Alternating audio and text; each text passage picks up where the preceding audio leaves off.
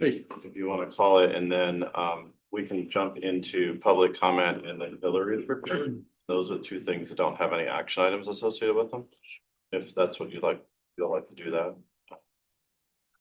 Just start it and call the roll. Let's do that. Do you have on feed for the and yeah, let's do that. All right. Chair Kaplan, Vice Chair O'Connell, Harish Gudger, Matt Harris, Present. Praveen Kappa, Hillary Orr, here, Kristen Phelps, here, Kevin Greenleaf, Here. Jaisha Thomas, Arthur Wicks. Here. Okay, you do have a quorum. Those absent are Chair Kaplan, Vice Chair O'Connell, Harish Gudger, Praveen Kappa. Yes, he is on. I'm here, Beth.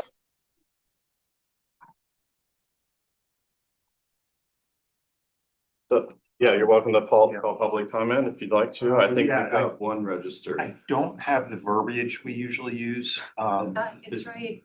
Oh, Dave's got it. We don't have anyone online. Let's see. We might have one online. I think he's not signed up to speak. Yeah. Okay. I was kind of hoping that I would have the chair here when I made my comments, but I can do it. We can jump into Hillary's report if you'd rather wait. Yeah. One other person that registered, Who is that person? Kevin Coleman. All right, Mr. Coleman, you have 3 minutes to speak. We'll start it now. I don't see a Kevin Coleman online. Yeah, no Kevin Coleman. Okay. Hillary, would you like to give your report? Hi everyone, nice to see you guys. Couple things in here. wanted to give a quick highlight of the WMATA budget. I think you all saw the letter that Chair Kaplan sent around. Under the current budget right now, the city's operating subsidy is projected to increase by about $7 million or 11%. So that's a lot and not driven by any new service in Alexandria. We have a new subsidy formula and there's some updated ridership revenue. What we're seeing is ridership's increasing in other places, which means revenue from other jurisdictions is increasing. So that revenue contributes to their subsidy. So the way the new formula works, particularly for rail, is, the revenue that the jurisdiction is providing helps to offset our costs. So when other folks are getting higher ridership than we are, that's going to bring our subsidy up. So we're working with Art's office and their folks to build that into our budget, which will be released later this month. We put in here an update on the Southern Towers Transit Center. So I think I've given you all an update on this before. This is a project we've had on the books for a while. We have smart scale funds to support the design and construction of the Southern Towers Transit Center. But with the Alex West community plan going through and changes in ownership of Southern Towers, kind of had a lot of back and forth trying to figure out how and when we could actually build the transit center. So we are moving forward with this project. We've determined an alignment for where the transit center would be within Southern Towers, and we are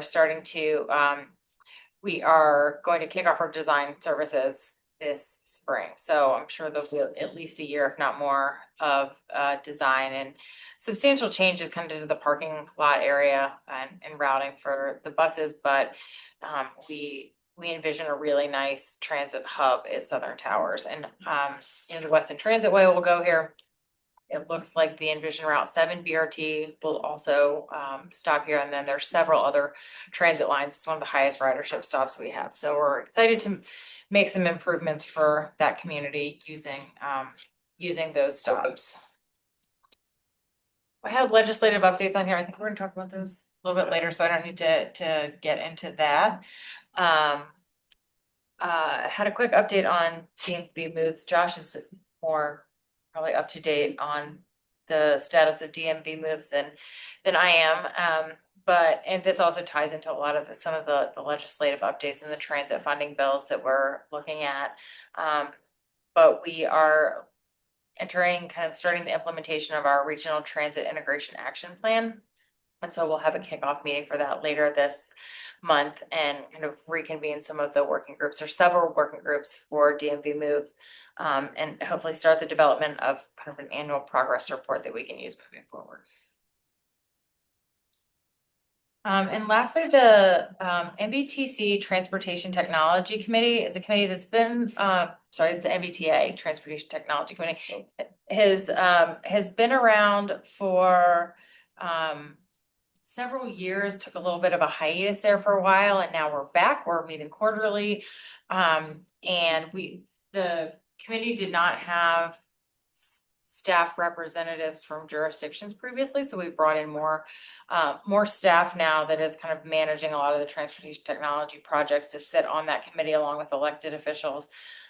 We have defined some focus areas that we want to work through, but there's a lot of technology in transportation, including transit, happening around the region, and so we're looking at how we can coordinate better and make sure we're sharing information about the types of technology that we're deploying, working through joint cooperative procurement, so that we can be more seamless across borders.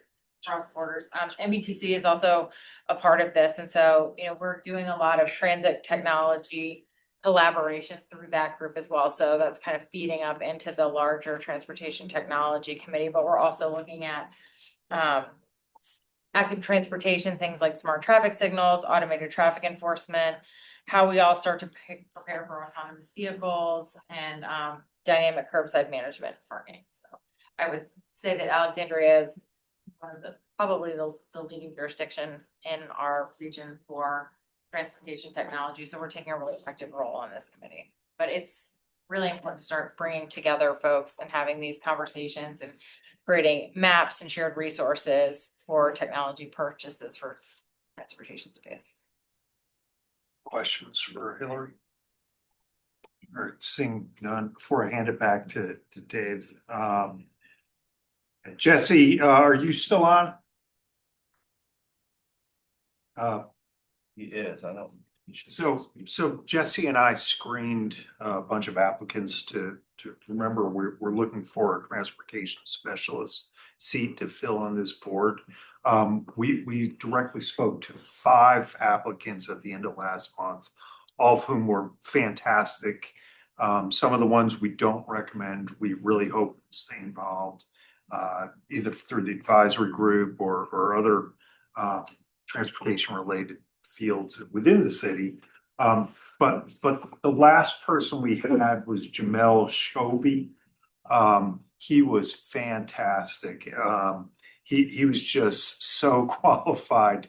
I hope first of all, I hope we nominate him. It's yours to we're recommending him. Jesse and I speak for Jesse. He's a master's degree in public transportation planning. He currently works in a transportation related company. And the way we worked it is Jesse and I sort of tag teamed. Jesse would give the general aspects of what we're looking for, and then I'd sort of go deeper into the transportation related laws and regulations. And it became evident quickly, like he was going to outsmart me 10 times over. So, you know, we both concluded the meeting, and Beth was facilitating this, and he is our strongest recommendation. And I do think I speak for Jesse as well. And Jesse, you're on mute in case you didn't know. No, thank you, Matt. I appreciate it. It's difficult to get off mute while also safely driving in traffic. But yes, ditto to everything Matt said. It was a great process. We're very excited about this recommendation. Also would add that the application information is available and boardable under your documents section. So if you need to look at that. But all the applicants were really strong. And you know, take a look at his, but we recommend him. I would say after looking at the applications that were onboardable, I was super impressed by his application experience being public and private sector as a transportation space, which I think would be a great addition to this board. So yeah, I would also support the recommendation. So we have a motion then to move the recommendation and have actually come on board. Sure. To approve Jamal Shelby. Yeah, is there a second? Second. Any further discussion? I could just offer some comments. Well, first, thank you for Yeah, jumping in as it's all as yours. chair. I did want to say I reviewed all the applications. I was very impressed with all the candidates, and I appreciate the work you and Jesse put in. I want to say especially if any of our applicants are listening tonight, I was not appointed to this board the first time I applied, and so I also noticed that we had several folks who are very active in our DASH advisory committee and are already showing up as rider advocates for the system. And so just want to echo the comments about staying involved, because there's a place for anyone who wants to help to carry the system forward and to increase ridership and improve what we're doing. And so just want to say to all our applicants, thank you for wanting to be part of this, and I hope you will continue to stay engaged. I agree. Jamal Shobi is an excellent candidate. I was very impressed with his I'm sorry, Arish, did you second? I did. Okay, thank you. I'll let you carry the item forward. So moved and seconded. All those in favor of the motion as presented, signify by saying aye. Aye. Any Opposed, abstentions, ayes have it. Thanks. Your meeting. Oh, well, thank you, Matt. And Well, we may want to go back to public comment. oh, okay. So you did a TNS report already, and then the nominating You committee. wanted to wait. Oh, you want to? So. Bobby, looks like you just got back from vacation. I just did. Bob, I'm gonna assume since you have heard my statement before, I will waive reading the comments because I know, and feel free to come to the lectern or stay where you are. Let's speak of lectern. Just doesn't work, does it? Well, good evening. Sorry I missed the last meeting, but the weather in Hawaii was so great and I spent my time on the beach instead of in my hotel room at Zoom. But last May, I was invited to participate in the Fare Free Public Transit Lessons Learned group led by Chris Zeman. And they issued a report in December, which was quite interesting and scholarly. And let me stipulate, I commend and fully support the Dash providing free fare to those in need. Now, in this survey that's referenced in the report, however, it points out that 66% of the respondents were actually at below the poverty level. And that's of the respondents, and I would imagine that that number is actually probably higher than that, given who typically participates in these types of surveys. It also said that 40% of the respondents did not have a car, or some did not even have a driver's license. And the study reaffirmed that reducing traffic congestion remains a priority for public transport. So given the percentage who have no alternative, if we're going to get cars off the road, we need to also get discretionary riders out of their cars and riding Dash, if we're really going to make an impact on traffic. The very rich won't 30 seconds remaining. transit outside of rush hour, but as Arlington folks would say, we need to go after the missing middle. So as I have said in the past, we need to market Dash more broadly, not just as a free fares for those who rely on the bus already, but for those who have an option of driving or getting out of their cars and using Dash. I worked with Camilla last year on that as the Crescent's chair, and the result. Your time is up. Please finish your comments. Picture a postcard bragging about free fares that went by direct mail. But I'm saying we need to also hit people who are not dependent on Dash because of the free fares. Thank you all very much. Mahalo, aloha. Thank you for being here. When did you come back after the storm, or were you here for the I whole? came back the day before the storm. Oh, okay, well, that's great. Take a bus, Pardon? take a bus to Hawaii or not? I took the bus. I rode 97 trips, I believe, in 2 weeks' time while in Honolulu on the bus. Oh, wow. For over $20. Wow. And Bob, thank you for your comments and for being part of the work group. And I know appreciate you collaborating with the staff here to offer your comments. We're going to talk later in the meeting about something that I think is going to help, at least at the margins, which is about how we improve recovery of transit access after snowstorms. Because one thing I noticed, I live in Old Town where almost everybody has on-street parking. There were people couldn't dig their cars out for a week. Yet, if we were able to provide people access to their bus stops, they would have been able actually to use transit more to move around. That might have been an opportunity. And I couldn't dig my car. Yeah, but I don't know if your stop was accessible, or were you standing in a roadway, or half and half. Okay, yeah, so I mean, I think we're working along the margins of trying to increase the usability of Dash, especially around that. So hope that if you have any thought, and you have my email, we can talk afterwards about ways we can go forward. Thank you. Thank you very much. Did we have any other, we hear any other public speakers? There were none. Okay, thank you. And I apologize for being late. I got stuck on a bus that was couldn't get past Patrick and Henry streets with traffic tonight. So but thank you all for being here. I'm going to move on to the chair's report. I just have one quick item, and then we have a full board chair's report to offer to all of you who are here. So let me start with my one item, which is just to acknowledge that we did send a letter under the expedited correspondence policy to WMATA, and I just wanted to explain why you got two letters that were very different in kind of short order.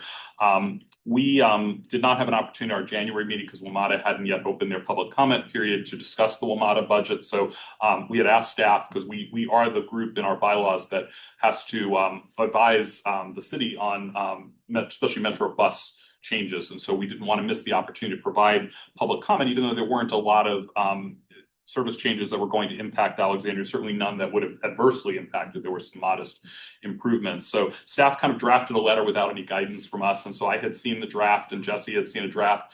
There was a comment about a new service that's going to be at Mark Center, where there were some concerns about would the transit center become too crowded. And we sort of kind of tiptoed around the edges of it. And I just said, well, if we have something to say about that, let's kind of be forthright and let's ask WMATA for what we need so it gets maximum visibility.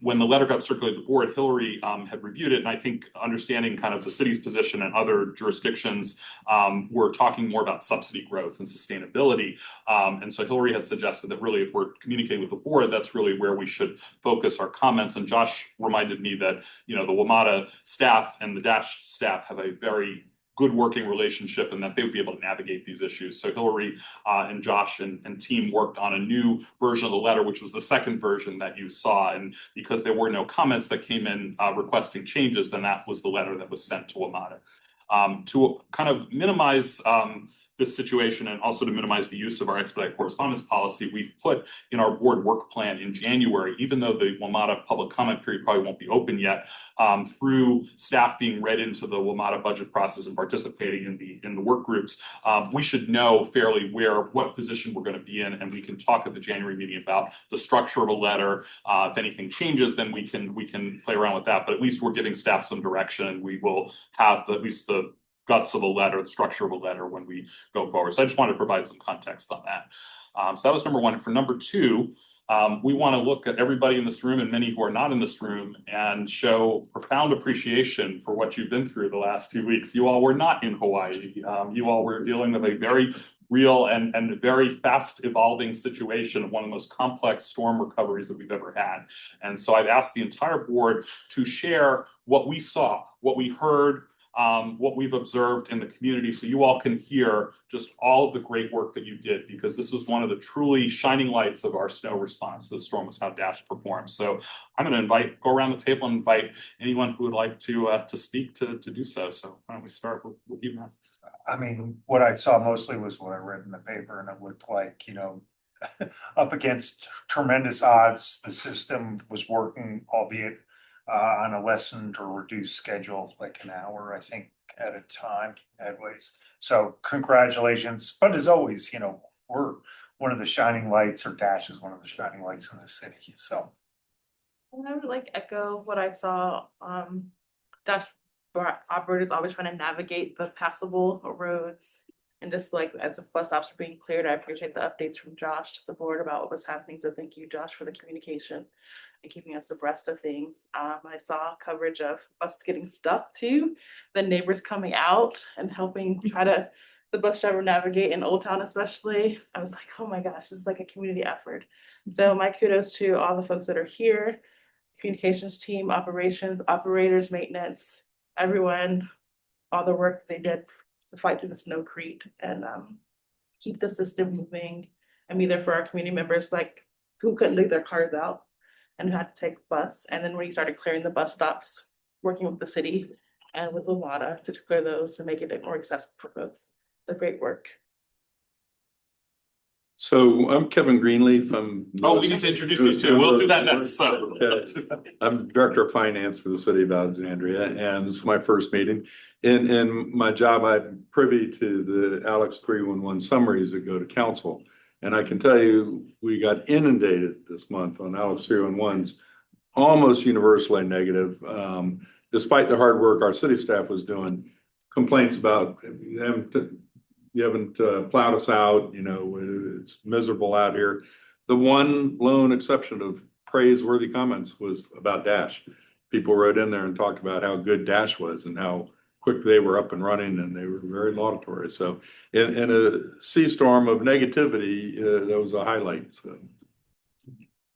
I mean, I just want to echo, I think, everything that's already been said. And, from my posture as a car light household, one shared vehicle for 2 adults with kids on the West End, I definitely saw people out and needing the bus immediately. And the speed with which, even on a reduced schedule, service got back up and running was just absolutely critical for so many of my neighbors and life like that didn't have the option of not finding a way to work, whether they didn't have a car at all or whether they were in condos where, you know, the management hadn't plowed the parking lot, so they couldn't drive if they had a car. And then I just want to give one very specific example. I definitely was reliant on the bus in the days after the storm to get my 8-year-old to where she needed to be when I didn't have a car available to me. And I think the efforts to clear the bus stops were really impressive, although like with that level of snowcrete or whatever, you can't get them all.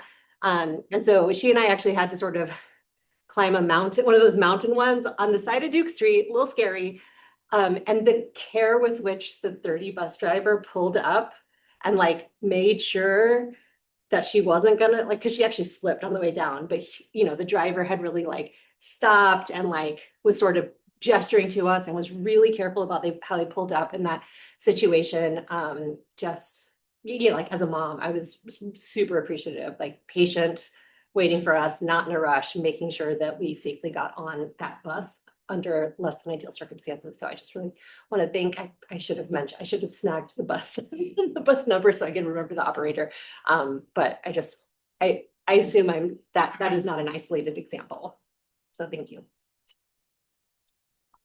Yeah, I mean, being on the upside of it and just seeing, I don't think the community grasps how many people from Dash from the city are out working 12-hour overnight shifts and then coming in the next day to help clear the streets, and what a massive effort this was. I mean, the equipment is a challenge, right? When it's this icy, it's so hard to clear all the bus stops and clear all the snow, and I think the cars then get stuck, and it was such a massive effort. I'm so grateful for this 50-degree weather today. Community, it's gonna melt, it'll be fine, it's gonna be fine. But you know, I think the staff that is even coming out to drive the buses, I mean, it's challenging for them to leave their homes as well and to get here. And I just, you know, appreciate the Dash staff, but also just everything that the city has done for this community. And I hope that I've heard so many wonderful things from the community. I'm also reading the 978, I think we were up to 311s that came through. So I just hope people realize how hard everyone is working to make it better and make this community a place where we can use our transit to get around, to clear the sidewalks so people can walk. And it's such a massive effort, and people have just we have staff that have not had a day off in 3 weeks, and it's a team effort. And so I think everybody that has participated in this just needs a round of applause and just a lot of appreciation from the community for everything that goes into it. Yeah, well, first off, of course, an incredible job by everyone. You know, the city manager is pretty fond of saying that there's one city, and especially when we have big problems, that's what our residents and citizens see. And just want to thank you for being part of that, because it was sort of a all hands and all ways kind of effort. And beyond that, there's a couple staff in this room that I pester on a near weekly basis about questions I have in my day job. And I appreciate that they were still promptly answering when they could have easily said, buzz off, Arthur, we got snow to deal with. So thank you for that. And then I think it was mentioned before about how quickly we got service back up. I mean, it kind of felt like we got an email from Josh one night saying, we're monitoring the weather. I blinked and it was, we're back up on service. And that was pretty impressive to see. So just really, government works, it works. And this is pretty cool to see, be part of, and just very proud of our folks here. So I'm going to be repeating a lot of what was already said. I was not in town for the duration of the storm. I was better for worse. I mean, I was somewhere warm, not as nice as Hawaii, but you know, was the worst part was I would have loved to see Dash in action, because I've had stories like you all have. So my experience of the storm was largely through what was being communicated, which was Josh sending out a bunch of emails, but I know, you know, information was shared on Blue Sky, on the websites, and elsewhere. I was really impressed with the volume of communication, but really what it reflected, I think, was just the adaptability that the whole team had in the face of a dynamic weather situation, keeping tabs on the forecast, working with internal and external teams and kind of everything else to just make what felt like real-time decisions. And I think it kind of touches on what Hillary was saying, in the back of your head that there's a team of people who are making a lot of sacrifices, and people have kids and other responsibilities and a million other things and are trying to sort all those things out because there's a big storm, but still kind of persevering and pushing through it for the benefit of the whole community. So really appreciate all the work, even though I didn't have to or get to experience it directly. Turn to our board members who are online. Jesse or Praveen? If you give me 10 seconds, I'll do it in person. Okay. Well, Praveen, you got to I'll take his spot, but I'm not going to limit myself to 10 seconds, guys. I think, first of all, we're very fortunate to have a lot of ways to get around in Alexandria, and Dash being one of them. If you can get around, you can do the things you need to in your life. And on Tuesday, we were lucky enough to be able to walk to the grocery store. On Wednesday, my wife was able to take our kids to their dentist appointment on Dash. And there wouldn't have been another way to get there. Like, we could not have walked that far given the ice on the roads and the sidewalks, but we could walk to the bus stop. And so certainly, personally, I have a great appreciation for that. And I know a lot of other Alexandrians do as well. I also want to commend Josh and the team for the proactive communication to the board, but more importantly to the community, including when the plan changes. I think that's critical because, the demonstrated commitment to operate, but operate safely, shown through. And I think that's super important as well. So thanks. Thank you, Josh. Thank you to the whole team.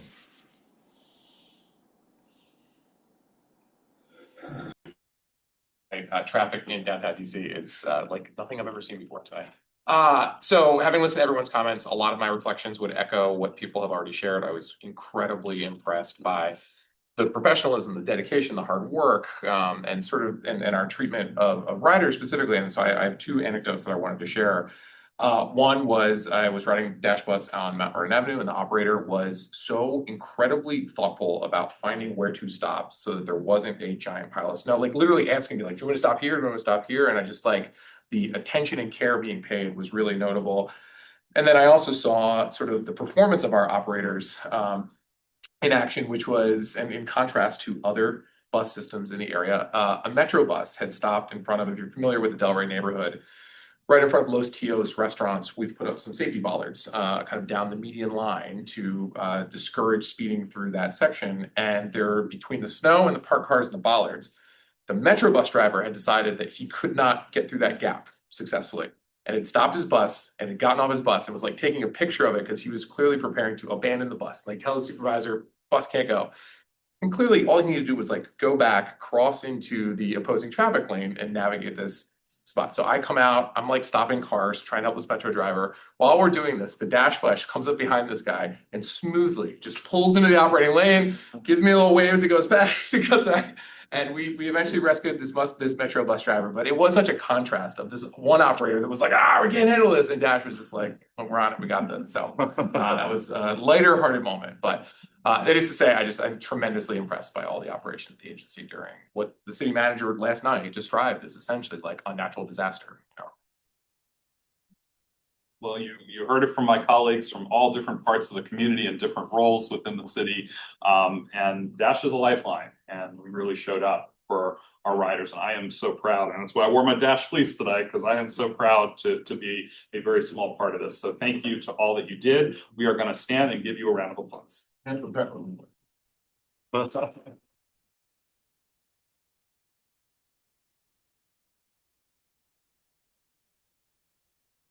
So there will be baked goods at some point. I time this meeting. Also, let me know for winter weather. Yeah, we may have another one to talk about by the time we get to March, but we will celebrate. And we ask, please carry this to the your colleagues who aren't here tonight, who are out on the road, who are repairing, servicing buses, let them know how much we appreciate it. Now, I'm going to go back because I neglected to introduce Kevin because you just look like you belong here. So we want to thank you. You've told us a little bit about yourself, but please tell us about your background with the city and what you look forward to and bringing to this board. Thank you very much. I'll start with what I look forward to. I look forward to trying to be half of the board member that Laura Gates was for me. She was my deputy. I'm director of finance. She was deputy. Unfortunately, she is transferred back to the libraries, and so that left the spot open. I've been with the city of Alexandria for 10 years. Before that, I retired from a career in Fairfax County after 34 years as the tax director out there. And my claim to fame is that I actually used to be a bus driver. So I drove for the University of Virginia Transit System. And, Oh, wow. Exactly. I was impressed to see we had staff members who are also from UTS. Probably one of the best jobs I ever had. It was very enjoyable. And I can tell you, it's no fun driving a bus in snow out there. So, but I look forward to joining you and learning. We've had wonderful finance representatives on the board. Laura Triggs was the first, and then we've had Kendall Taylor, Ian Greaves, and as you said, Laura Gates. And so we look forward to welcoming you. I think of them, you were the only one who said you were a bus driver. So you are well suited to be here. We look forward to working with you. And welcome. That's the best university transit service in the Commonwealth. Yeah. Watch out, there's Hokies in the room. I wouldn't have said it otherwise. All right, we'll move on to the consideration approval of the meeting minutes. I did have two very small revisions to the minutes, so I'll announce what they are for the secretary and then ask if we'll approve the revised minutes. One was Praveen had made a comment last month about the trolley and coordinating with service. We call it the Dash circulator in the minutes. It should just be referred to as the Old Town circulator in his comments. And then I just wanted to, it said that I gave a history lesson on Dash. I just wanted to provide a little context. So I was talking about the role specifically of Chuck Beagley in the founding of Dash when we were meeting in a building that was named for him for the first time. So add that to that line. Are there any other corrections to the minutes as they were presented? Is there a motion to approve? Yes. So as with their corrections. And is there a second? Second, Matt, all in favor? Aye. Aye. Abstain, just so you know. Your abstentions. We have our financials. They were included in the packet. Are there questions for Edward? Mr. Chair, I would just note that we are still working on forecasting out the remainder of the year. We are showing a small deficit creeping up. The team is analyzing that to understand whether that's going to truly shake out and what are the mitigation strategies. And we'll be working obviously with finance and other departments in the city to make sure we figure out how to tackle that as best as possible. So I believe at the next meeting, we can anticipate a more detailed report of what we're seeing and what we expect, just to speak to that since it's shown here. All right, there aren't questions on the finances. We'll move into the action items, the board of directors policies. Mary Gail joins us along with Josh. Sure, I'll introduce this, and then as mentioned, Mary Gail is on Zoom to help answer any questions. Thank you to the committee that helped review these, and Arish and Matt. We went through a couple of revisions of proposed policies. Mary Gail largely drafted these based on her experience with other boards and commissions, specifically transit boards. What we are seeking to do with these policies is to essentially replace the existing policies, which are severely outdated and frankly not possible to be even followed with the structure of the way Dash is today. Summarizing the three documents that are included in the packet, and then we'll ask you for any questions and be able to speak to anything that you might see in there. We have a conflict of interest policy, largely speaking around conflicts of interest should they exist involving board members and your role and responsibility. Code of conduct, which is really helping to outline the expectations of how the board functions and how you function as a board member. Also establishing some guardrails and helping to understand FOIA responsibilities. And then the third is a board policy manual, which is a several different policies. It's sort of a more broad policy document to help speak about governance, how the board operates, clarifies the roles of the board versus myself in my role, and helps to establish processes for ongoing updates to the policies. Mary Gail has recommended annual acknowledgements of the conflict of interest policy and code of conduct policy, which I agree with as is commonplace practice, and I think it helps to mitigate risk. And I would speak to the fact that these policies will also help in our insurance policies, which we do have directors and officers coverages fully in state for the board. So if there was any questions about that.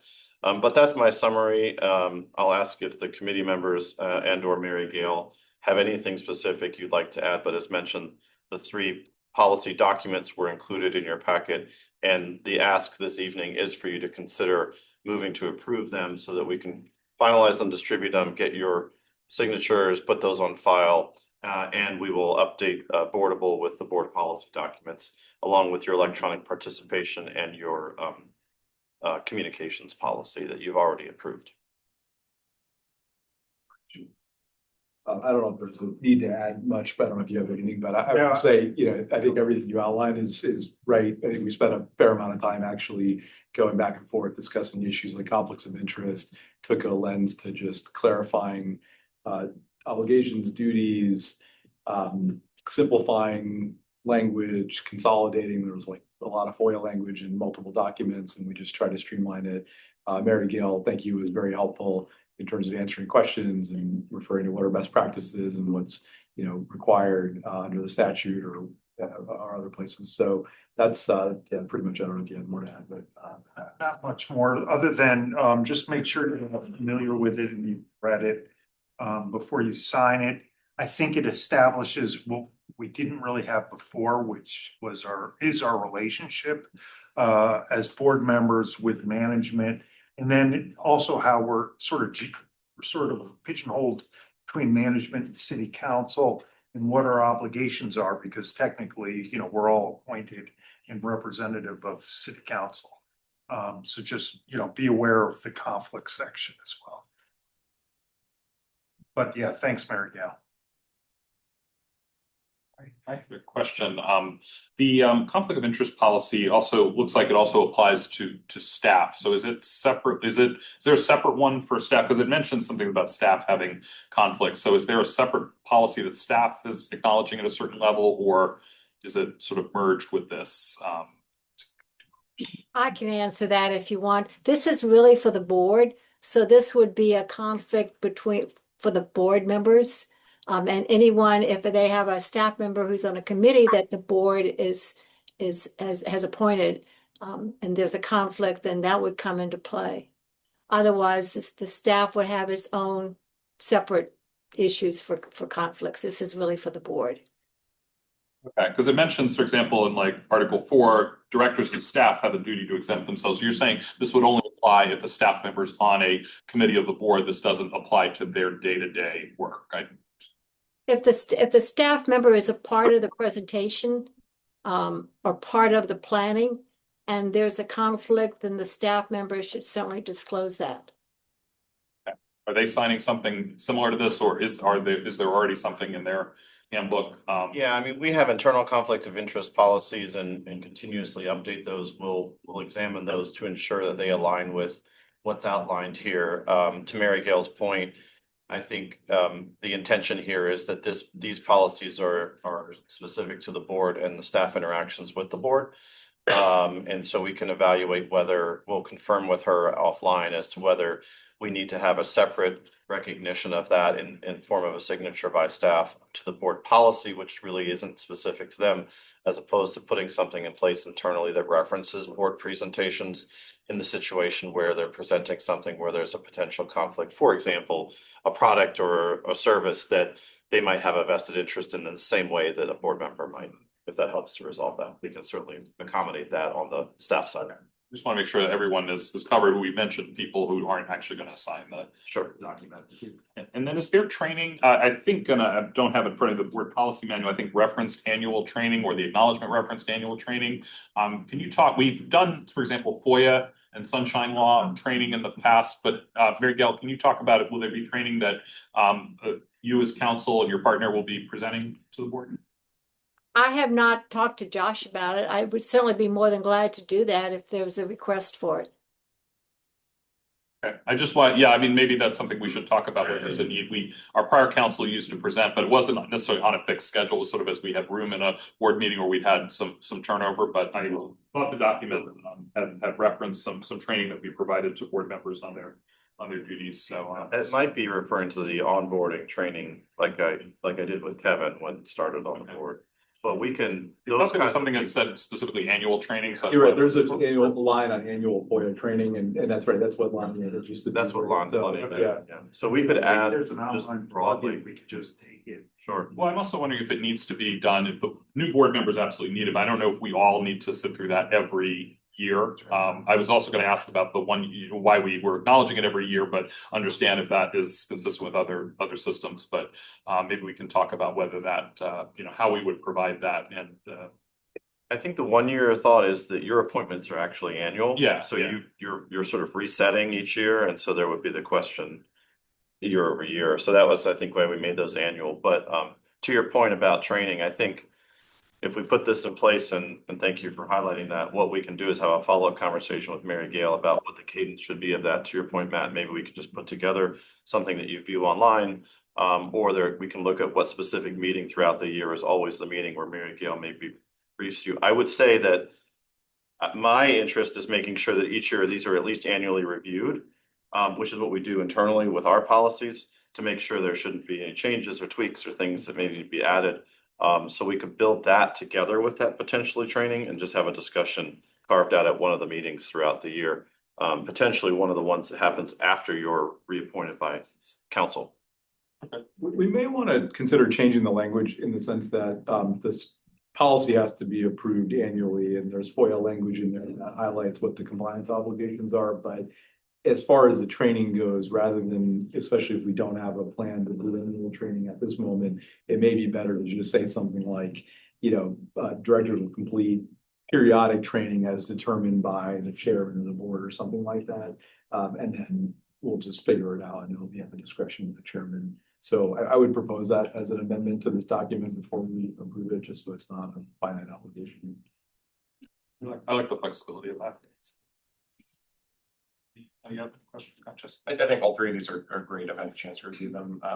One very small thing that jumped out at me is in the board policy manual, we are specifically naming the current management companies that employs staff, right? Like that's, so whenever that contract changes, we would need to update this document. I don't see this as a problem. I think it's something we need to remember, or we could use more ambiguous language here that says something about employees are employed by a transit management company. Yeah, it can be scalable like that. Totally. That was a focus that we had, to try to just make it a little more flexible. So that totally makes sense. Yeah. Did you have, you look like we're going to speak? No, I would just recommend if you're going to move forward with approval of these contingent upon those revisions, that potentially whatever motion is offered to empower the subcommittee to finalize those edits and finalize the policy on behalf of the board, as opposed to needing to edit it and bring it back and go through this process again, is a way that you could tackle that without having to extend the process. That's fair. Okay. Does anyone want to put a motion on the floor? After that, I move to approve the 3 new board policy documents with the edits as discussed, and empower the subcommittee to make those edits and finalize the documents. And moved by Jesse. Is there a second? Further discussion.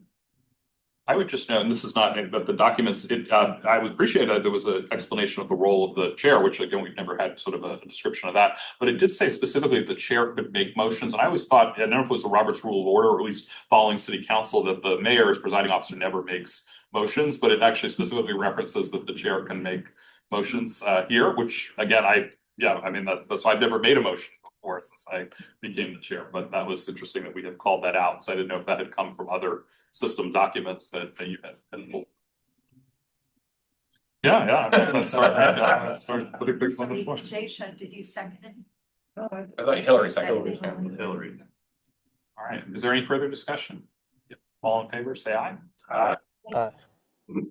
Any opposed, any abstentions? Mr. Chair, if it's okay with you, you could dismiss Mary Gail from having to stay on unless you would like her to remain on for any further conversations. That's your call. There you go. I don't know that we need you. So thank you. You're waving already. Okay.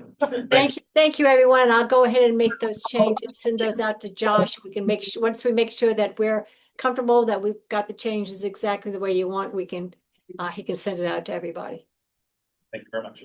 Bye, everyone. Bye.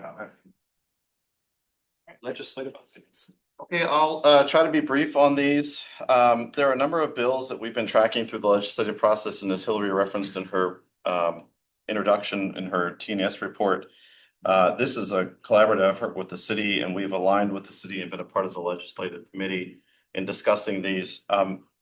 The original intention here was to talk a little bit about how we could potentially have some communications go out in support in particular of the transit funding bills. All of the transit funding bills that were on the table that we were focused on at this point are not going to advance in their current legislative form. But that's not to say that efforts to secure dedicated transit funding are over. There is dialogue with legislative leadership and the administration that is productive, and there's clear acknowledgement, particularly among key decision makers, that this is something that has to be done, and we've got to find a long-term sustainable funding solution. So there is still a viable window with the time remaining in the session to pursue alternative paths. But any eventual solution may emerge through a different legislative vehicle or the budget process. So the whole process is still evolving. There really isn't anything that I'm going to recommend you all take any actions on today as it relates to what was HB 1179, HB 200, SB 730, SB 638, HB 978, and HB 900. As you can see, there was a lot of activity around this. So we're going to stay fully engaged and keep you all updated and work with the city as opportunities come up. But that's sort of the update on the transit funding bills. There are two other bills that we have been watching. One is one that we're supporting, which is SB 583. Its partner bill is HB 564. They're both bus obstruction monitoring systems. These are effectively setting in place the ability for, at this point in time, WMATA bus to implement cameras on the buses to issue citations to vehicles that block dedicated transit ways. We're very much in support of this because we've got a lot of great transit ways coming, thanks to the team at the city who's been working so hard on it. And when Dash is operating on those, we want to make sure that we're able to pursue that same kind of technology, because a dedicated lane is useless if a vehicle is blocking it. So that's fundamentally what that's doing. There is one bill that we have come out in opposition of, and the city is aligned on that, and that is SB 731 and HB 547.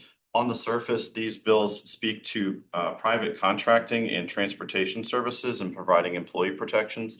The reason that we are opposed to these is not because we're against the idea of finding opportunities to protect our employees and the workforces of private contractors and their benefits, but rather that it is overly broad and doesn't effectively address the concern, which is that it could create a runaway train situation by comparing inequivalent roles within local government, or the inability to understand what the comparable role is.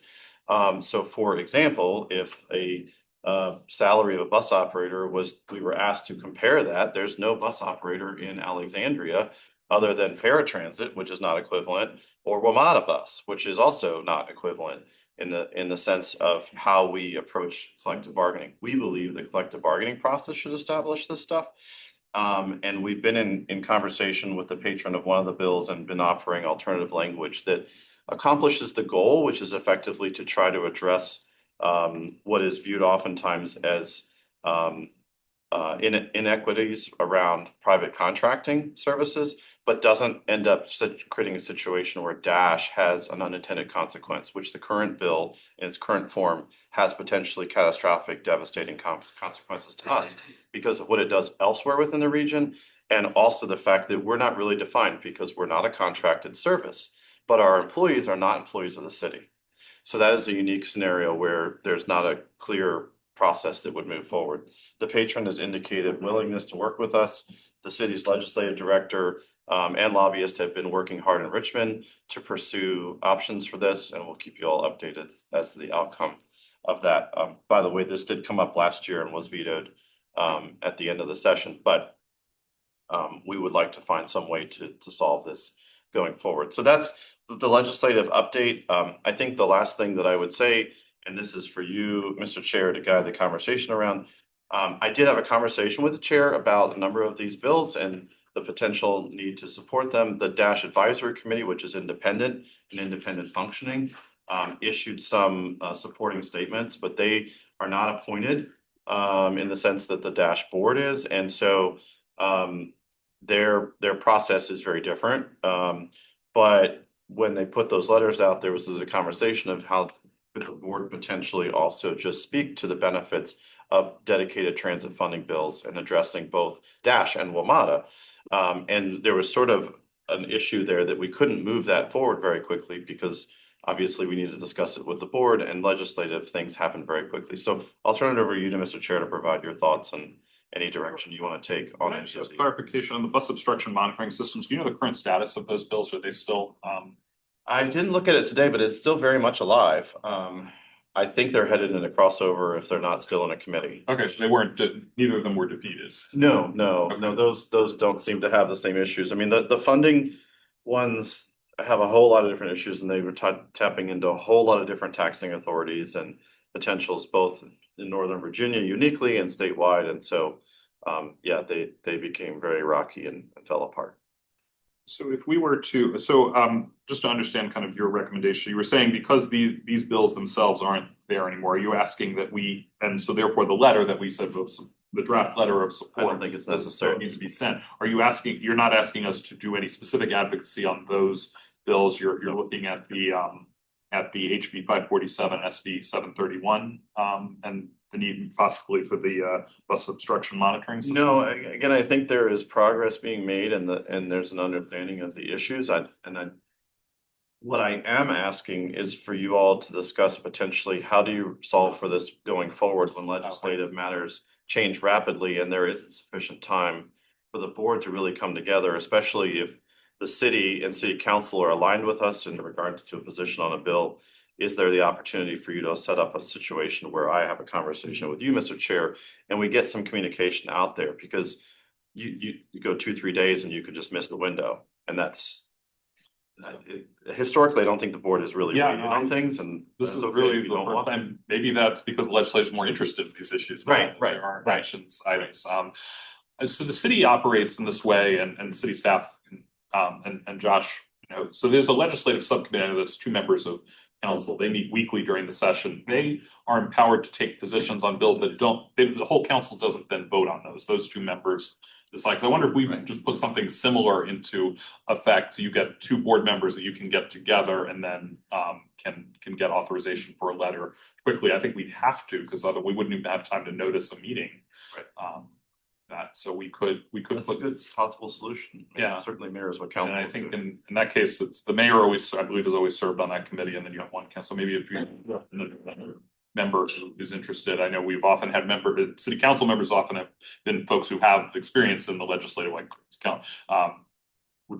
resigning, soon to be delegate Council McPike, who had been a chief of staff on the federal level, I think was on that committee, and so he brought a lot of expertise from understanding legislative process. So it's something we could put together. Do you feel the need that we appoint somebody to do that, a group to do that at this point, given the other 4 bills that aren't there, but there may be advocacy if there's an amendment to the budget that we could put that together now, or is that something you want for next session? I think it would be helpful. I don't think it would hurt. I mean, I don't know. You've been helping with the legislative stuff too, especially if there's something that directly impacts Dash. Yeah, I mean, and it could be something that each year we, at the beginning of the session, we vote on, but I mean, I would be in favor of empowering the chair to speak on behalf of guidance from the board. I don't know. And we could do updates, but it does, it's so quick. Like if we want somebody to go down and testify on something or write a letter, it's usually a very quick turnaround on that, so. I don't know. You're saying, I'm sorry, Hillary, you're saying you would suggest the chair just be empowered then to take those positions in consultation with the general? Consultations with staff. Because you're staying very much on top of these. What do others think about that? Yeah, I guess if it aligns with like the city is doing, because we don't want to come in conflict, my concern with what Wendy, our city's Dr. Wendy is doing down in Richmond, what the city council's already approved in our legislative package and our priorities for the year. Same as working in concert with ACPS lobbyists. I'm not sure how that relationship goes directly with Dr. Wendy and the Left Cities team, but I want us all to be like working together and speaking with one voice. So to Hillary's point, things are a quick turnaround, whether it's letters or testifying, which you can do virtually at times too. That's an option, but it still needs to be like a group of people working together. And just having one person, I think would be like putting you on an island by yourself. And That's a good point. I mean, the city puts forward recommendations at the subcommittee meetings, so, and there's the council legislative package, so if what we're speaking of is aligned. I mean, I think part of this came from the legislative director said to me specifically, it'd be helpful if your chair called or wrote a letter on this. okay. And so, I mean, one of the ways that you could possibly solve for this, to your point, is so long as it's aligned with the city's legislative priorities or at the direction of the in agreement with the legislative director, Yeah, that the chair could then act that works. Yeah. in that way. And that would be a way to solve that. Yeah. It ensures that we don't conflict. Right, And she's the down legislative director is aware of what we're doing, which is what I'm doing on a daily basis with her as it is. So Okay. that could be the way that you do that. And then that way there's the opportunity when she says, you need to say something about this, which is kind of what she said. Okay. We're not stuck in the situation where we're kind of paralyzed and saying, well, we can't because chair acts on behalf of the board. So absent of the board authorizing the chair to do so, that was where we got stuck. Okay. Yeah. That makes sense with that context. So I didn't know your relationship with Wendy, so. It was with Sarah when she was in the city. Okay, that makes sense to me. As long as we're in alignment with the city legislative director and the team, that works with me. Yeah, I was a little, and the city did take a position on, HB 547, SB 731 that matches the position that's here. Although when I first heard the bill, I thought this may be one that board members would want to have a little more discussion on because I wasn't sure. Whereas the financing one's very clear, we've got to have more revenue, but that was maybe more of an ambiguous situation. So I mean, I could also kind of step back and say, well, this either we need to get board consultation or we're gonna have to pass on this one, although I guess I could have because the city had taken a position in opposition, so I would have been empowered to speak on that one. I just didn't want to do something that then other board members would say, well, on this bill, I would have felt differently on it, because I'm very conscious that we make decisions collectively, but as long as I have that cover, I think that I'm comfortable speaking. You don't have any historic precedent to this, so it probably would be helpful just to establish some sort of a motion that cements this process for the future, potentially for the remainder of the session or indefinitely until changed by the board. It's up to you all. It's your choice. We'll do it for the remainder of the session, then we can revisit it in December before the legislature gathers in January. If there's thoughts of wanting to do something different, we may also know that there are going to be certain issues that, especially, I wonder if there ever would be a time where we as a group would disagree from what the city's position might be on something. I can't think of anything, that has come up, but it's possible that we would want to take a different position, and we'd have the right to do so if need be. Anyone else? It sounds like there's support for doing it, so if there is, you can put a motion on someone can put a motion on the floor. I guess I'd make a motion to empower the dash chair to work in alignment with Dash GM and the city's legislative director and team on advocating both in front of the Georgia General Assembly for bills that Dash may be in support or opposition to. Second. Further discussion? All in favor, say aye. Aye. And any opposed, any abstentions? Okay, thank you. Okay, we have gotten through the action items. Just a quick preview. I'm gonna briefly summarize the winter storm response. You all, wonderful comments. Thank you all so much. Did not expect that. And on behalf of my team, I thank you for everything that you've done to support us throughout this process and responding to the storm. And I echo the board in my thanks to the Dash staff and everyone who showed up all hours of all days to make this happen. The remainder of the meeting are informational items. I'll briefly run through the storm opportunity for discussion there, and then we'll give you a preview overview of the ATSP, which is the Alexandria Transit Strategic Plan. And then if we start to run short on time, the remaining items are in your packet and certainly are informational for you as well. But just reflecting on the storm, I wanted to say that everything that you all said was accurate. This was a storm to be for the record books. And, you know, the team worked very hard preparing going into this. We were very impressed internally with all the work that the staff did to get ready for this and everything that the city did to support us. I think this is my opportunity and to say to the city and the city staff, on behalf of Dash, thank you all for all of your support and everything that you've done to make our response to this storm as effective as possible. I traversed the entire region during the storm. Stephanie, our chief operating officer, is going to come up in just a moment to talk a little bit about the operating storm response. But I can tell you that my impression is that Alexandria responded quite well compared to a number of neighboring jurisdictions. And the conditions that we saw in Alexandria were arguably better than a lot of other jurisdictions at the same times. And this is talking about Sunday, Monday, Tuesday, Wednesday, so forth. And so I just wanted to state that I do plan to speak to council on that. I want to make sure that city council hears that from us as well, because we know that, to your point, it is very hard to constantly be getting inundated with negatives and to saw a lot of positives on our side. I also want to thank the staff of Department of General Services. The picture on the far left, if you ever want to go out back, that's behind this building, and you can actually see the snow. Cato, turn your eyes away because there's a door blocked, so we had to block that off. And it's like, uh-oh, that's an emergency exit. But aside from that, we have glaciers behind the building, which candidly, this is the first time of any storm that I've seen where I come into the facility and our lot is like pristine and great and quick and on it. So real successes there. The other pictures I put up here are of the bus stop coordination, and we're going to come back to this in a moment. But in the process of the response to the storm, I said to you all, we were trying to mobilize to get out there and clear stops, because I got to be transparent. The city was not equipped to respond to the bus stops the way we needed them to, and that's not because they didn't want to.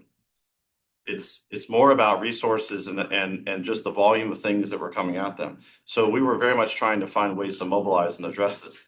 And our partners at WMATA stepped up and cleared 46 stops. And these pictures of these front end loaders are WMATA, the WMATA team actually clearing these stops. And these are not just WMATA Dash stops. These are their chief operating officer and general manager saying, what are the top stops of priority for you that you need? We can get a team out there to you in the morning or tonight. We'll get it going. And they did. They really did. So it's a testament to the collaboration that happens in transit. And I think, earlier we talked about DMV moves. I will acknowledge there tends to be a lot of criticism of what is perceived as waste and overlap in services. And there's a tendency to be a narrative of like, well, this is like, the way we do this is not efficient. This is incredibly efficient and incredibly effective. And this is how transit steps up. And so this was a shining light for us as well, and we were really thankful for that. So I know we're short on time. I'm gonna ask Stephanie to come up. She's put together just a summary of sort of how Dash operating played out and then reflections on any of the operating decisions that she made. Sure, thank you, Josh, and good evening all. First, I also wanted to just echo Josh's sentiments. I was surprised to hear you all take the time tonight to recognize the staff and all the work that they did. We really appreciate that. I will say, being in it myself, it's hard to see all the really great things that are going on because you see all the things going on that you didn't plan for or that you didn't anticipate or they didn't go the right way that you thought. So it's really, we really appreciate all your kind words that you shared.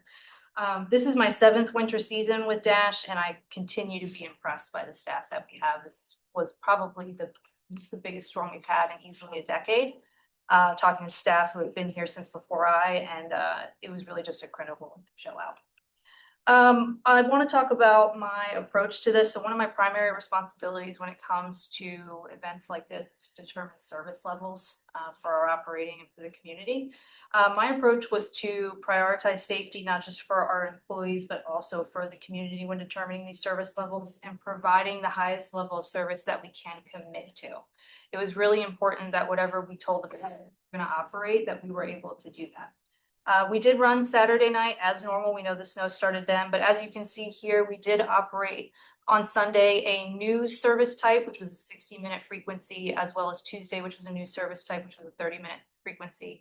I want to highlight those because we, meaning Stevie and her incredible team, made those schedules a couple days before the storm.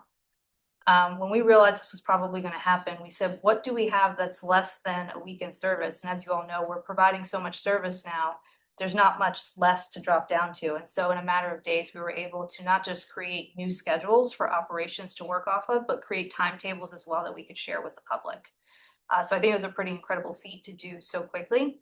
The catch to that was what you see highlighted there around real-time information is that that decision did result in an inability to provide information in real time on the tracker. But what we did learn as recently as today is that we have finished the work that needs to be done to ensure that the next time we are able to provide real-time information if we were to operate that 60-minute or that 30-minute reduced schedule. So we're really, really proud of that. The last thing that I just want to highlight really quick is throughout this several-a-day event, we only had 6 vehicles on that first day that got stuck. I know you all may have seen a wonderful video. It was a lot of fun to watch. But we only had 6 stuck that day, and we only had 1 minor collision that didn't occur right until the end. So really proud of the team. We were able to fulfill, I think, our commitments to safety and providing a high level of service. So again, I just want to recognize all the staff for their incredible work, and thank you all for your support. So Stephanie, did any of the operators have problems getting into work? Sure. You know, in the interest of time, I did skip over a little comment around just Monday. I just want to talk about the decision to not run service on Monday. Of course, Josh and I talked at length about that, had a lot of thoughtful discussion. And it was around, again, wanting to be able to commit or fulfill our commitment to the public and what we're going to operate, but think about our employees and their ability to get in here. Sunday's schedule only required 30 operators. And so that was challenging enough as it was, and we thought it was best to give the employees time to dig their cars out, get themselves together, get their families situated, and come back fresh and ready to go on Tuesday. And I think that's why by Thursday we were able to get back to normal. Are there any other questions around service? What's ridership like on Sunday? Sure. So I'll round the numbers. Sunday we did about 300 trips. On Tuesday was roughly 1,400, and Wednesday was about 2,700 trips. This is number of people riding or? Right. Oh, okay. So I'm sorry, passenger trips. 300 passengers Sunday. Tuesday was? About 1,400, and Wednesday was about 2,700. Okay, thank you. Okay, I'll turn it back to you, John. I would just also highlight that part of these decisions about what level of service we run is based on staff availability, and we do some back of the napkin math, or someone does, to say, well, we think this number of people is going to say I can't make it in. So we always ask for a lot of people to come in, and then we figure out based on historical how many of those people are actually going to show up. And of those people that show up, then we can run the service profile that matches that. I did make a note here. I have sent a letter is going to every employee who showed up in the storm from me personally thanking them. We took note of everyone who got in. And so we wanted to make sure we specifically spoke to that because people showed up and said, well, we're essential, we're here, we gotta do this.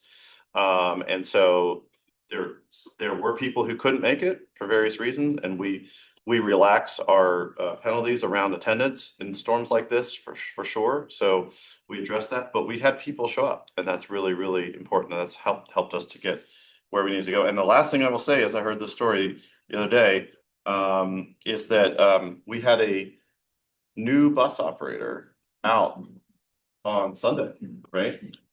A newly graduated bus operator was out on Sunday and did a phenomenal job. So in the midst of all of that craziness. That's the one Jesse saw. Exactly. That's why they navigated that so well. I didn't think about it. So I asked the team to assemble a summary of sort of bus stop conditions, because we had heard this is the most common complaint that we hear and most common condition that we observe to be a challenge for us in the provision of services. We did tell our bus operators, service any passenger along the route so long as it is safe to do so, board and alight them where it is safe to do so, and passengers may flag the buses to stop for them. So we did make that decision. As of February 4th now, of course, we have to publish your board materials further out, so some of the things may have changed. About 20% of the stops were rated as acceptable or good, 30% marginal, and 50% substandard.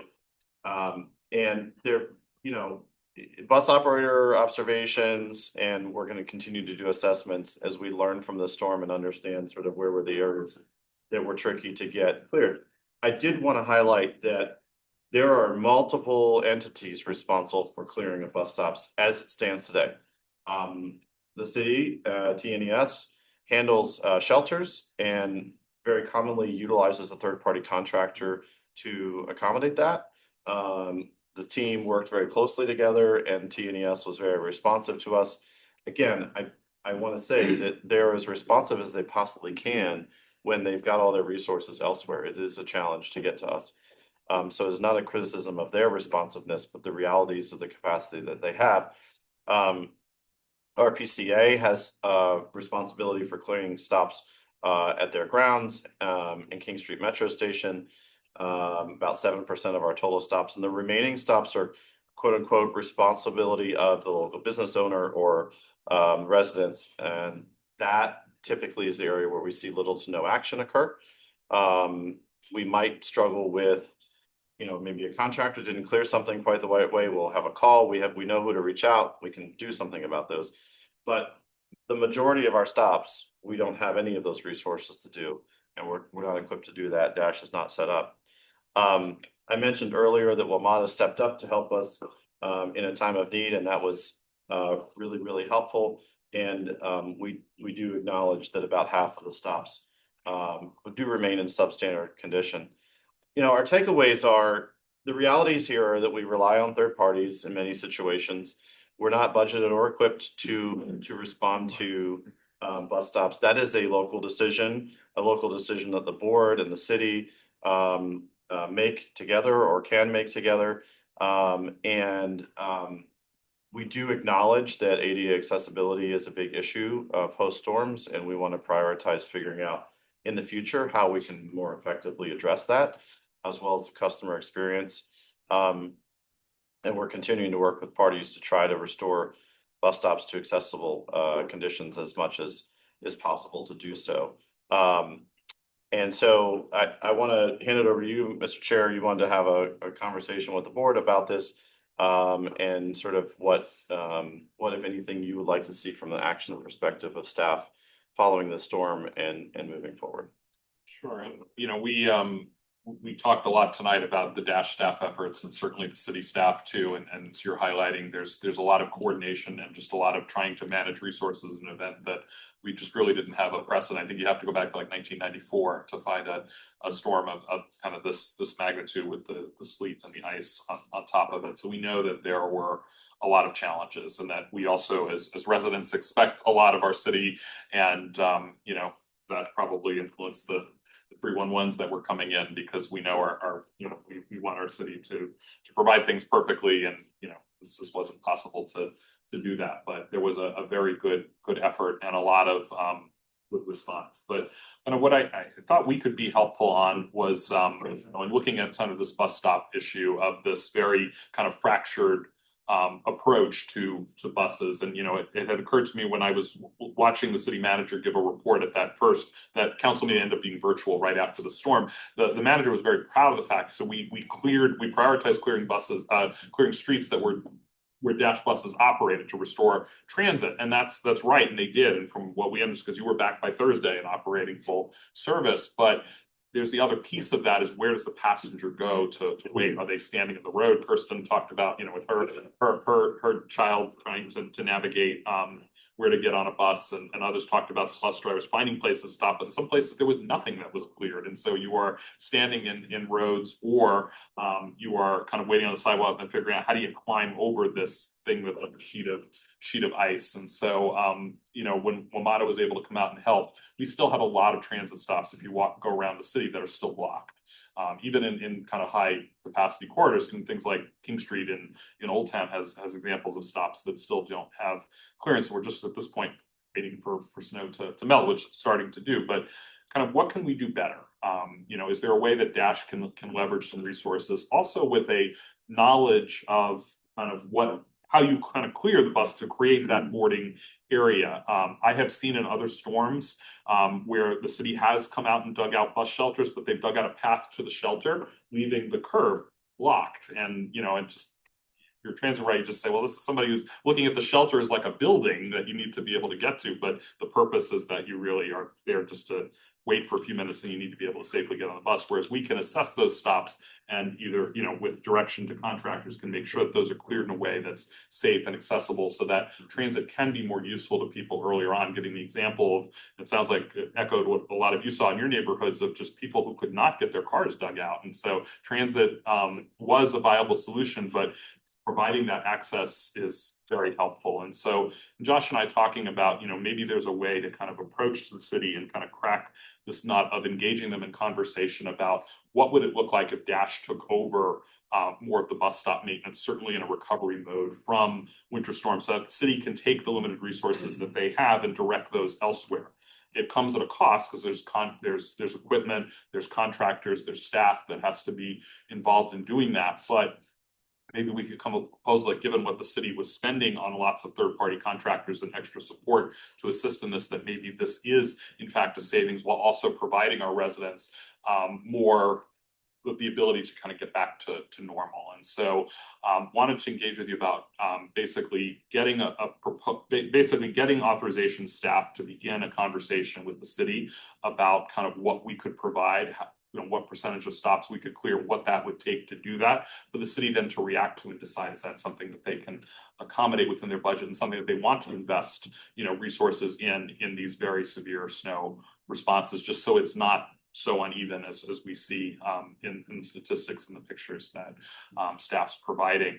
I thought it would be very helpful to kind of raise this at the stockholders meeting so that our city council members can react to this idea and hopefully, endorse these efforts to try to come to some agreement. So that's why I wanted to, in addition to the fact we're still living through the aftermath of it, important that we kind of enter into a conversation tonight about that. So I'll open it up for my colleagues. So, if this is the once since 1994 event, going back in the intervening years, how often would we have needed city staff or have some sort of arrangement to clear these I stops? think the issue is even in somewhat minor storms that if the snow is all shoved to the curb, then you're going to have people who are blocked, and then that snow, step over, it gets compacted. And so you could have a situation even when it starts to warm up where you could have, a week and a half, 2 weeks of limited access at stops. So somebody's able-bodied can start to step over those piles, assuming they're not sheets of ice. But, we think about our riders who are in wheelchairs, have other mobility. Yeah, there's a lot of ADA challenges. So.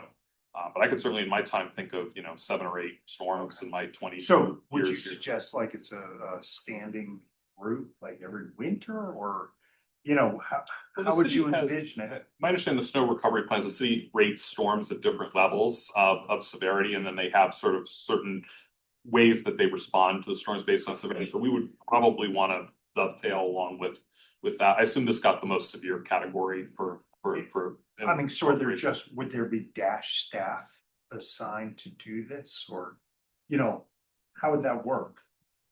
It could be supervision of contractors. I mean, that's probably likely, as opposed to then they would have the equipment, because otherwise staff Dash has some equipment to deal with facility issues, but I assume, John, in proposal, we wouldn't have places to store massive amounts of equipment to Well, do and this. just one more thing with the contractors though, just speaking from my HOA, I mean, it was difficult even getting people we've contracts with to come out because they were tied up all over. So, this was a unique storm and, we did the best we could.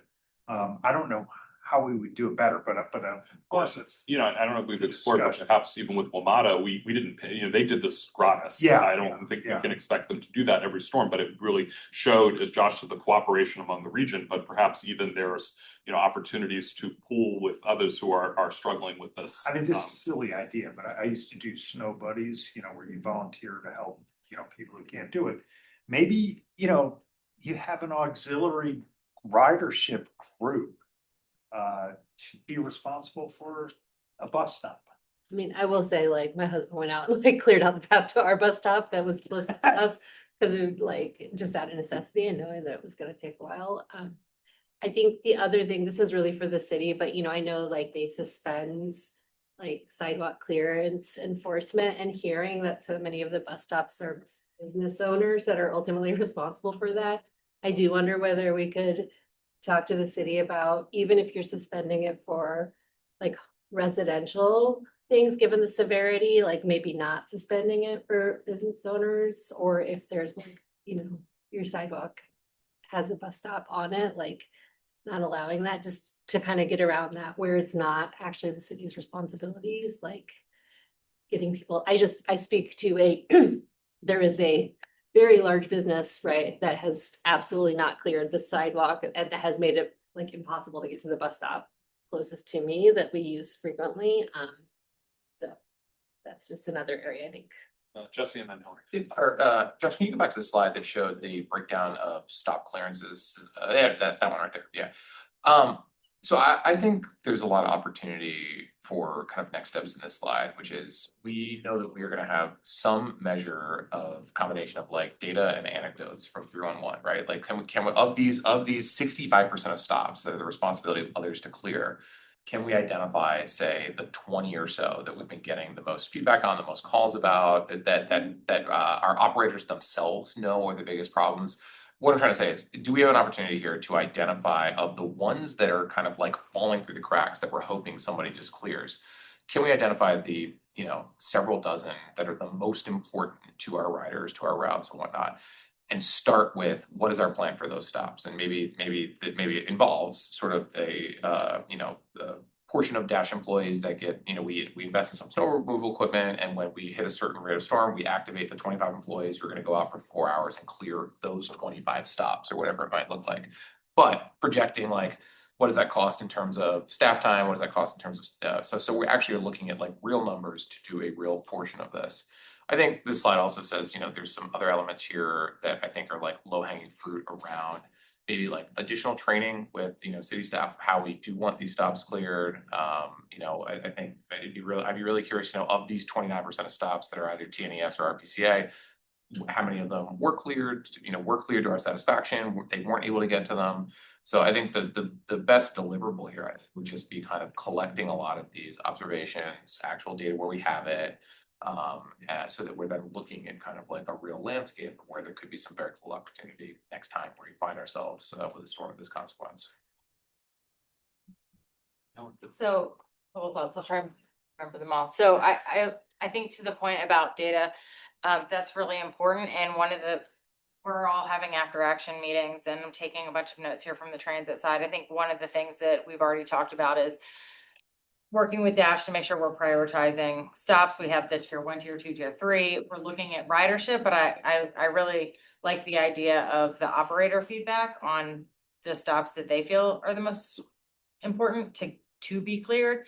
311 data, I struggle with that a little bit. We have part of our community that knows how to use 311. Fair, We're gonna, fair. Yeah, no. that might not be where we're having the highest ridership, but we know which stops get the highest ridership and which ones are priority. So I think we're gonna work on how do we have that map that kind of tiers those out. And I think to the point about providing Dash with their own contractors, remember that the city funds Dash, right? And the city already has these contracts. And so that if we're in a storm like this, you really need to, I mean, we had the EOC activated, you really need to be managing your equipment and your deployment kind of from one central location. And so would we want to pull contractors that could be getting these massive snow piles off intersections at Duke Street to go do certain bus stops because that's more important to Dash, but the city is looking holistically at how do we get snow off of the priority routes, the priority sidewalks, the priority bus stops, priority parks. And so that's all kind of happening already. And so I want us to think about just getting another contractor for Dash to go off and do the stops is pulling that contractor away from the city and kind of almost making it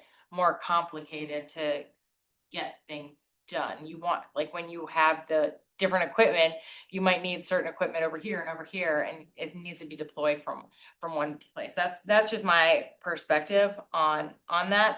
I think there's so many lessons we can learn, and one of the things that we've been thinking about a lot is how do we set expectations with our community in a different way. You know, we tell them what to do with their leaves in the fall. Like, let's start thinking about how the community helps support when we have these big snowstorms. Like, there should not be parking at bus stops, but if there is, don't park there, right? Like, we can now get it clear if you're not parking there.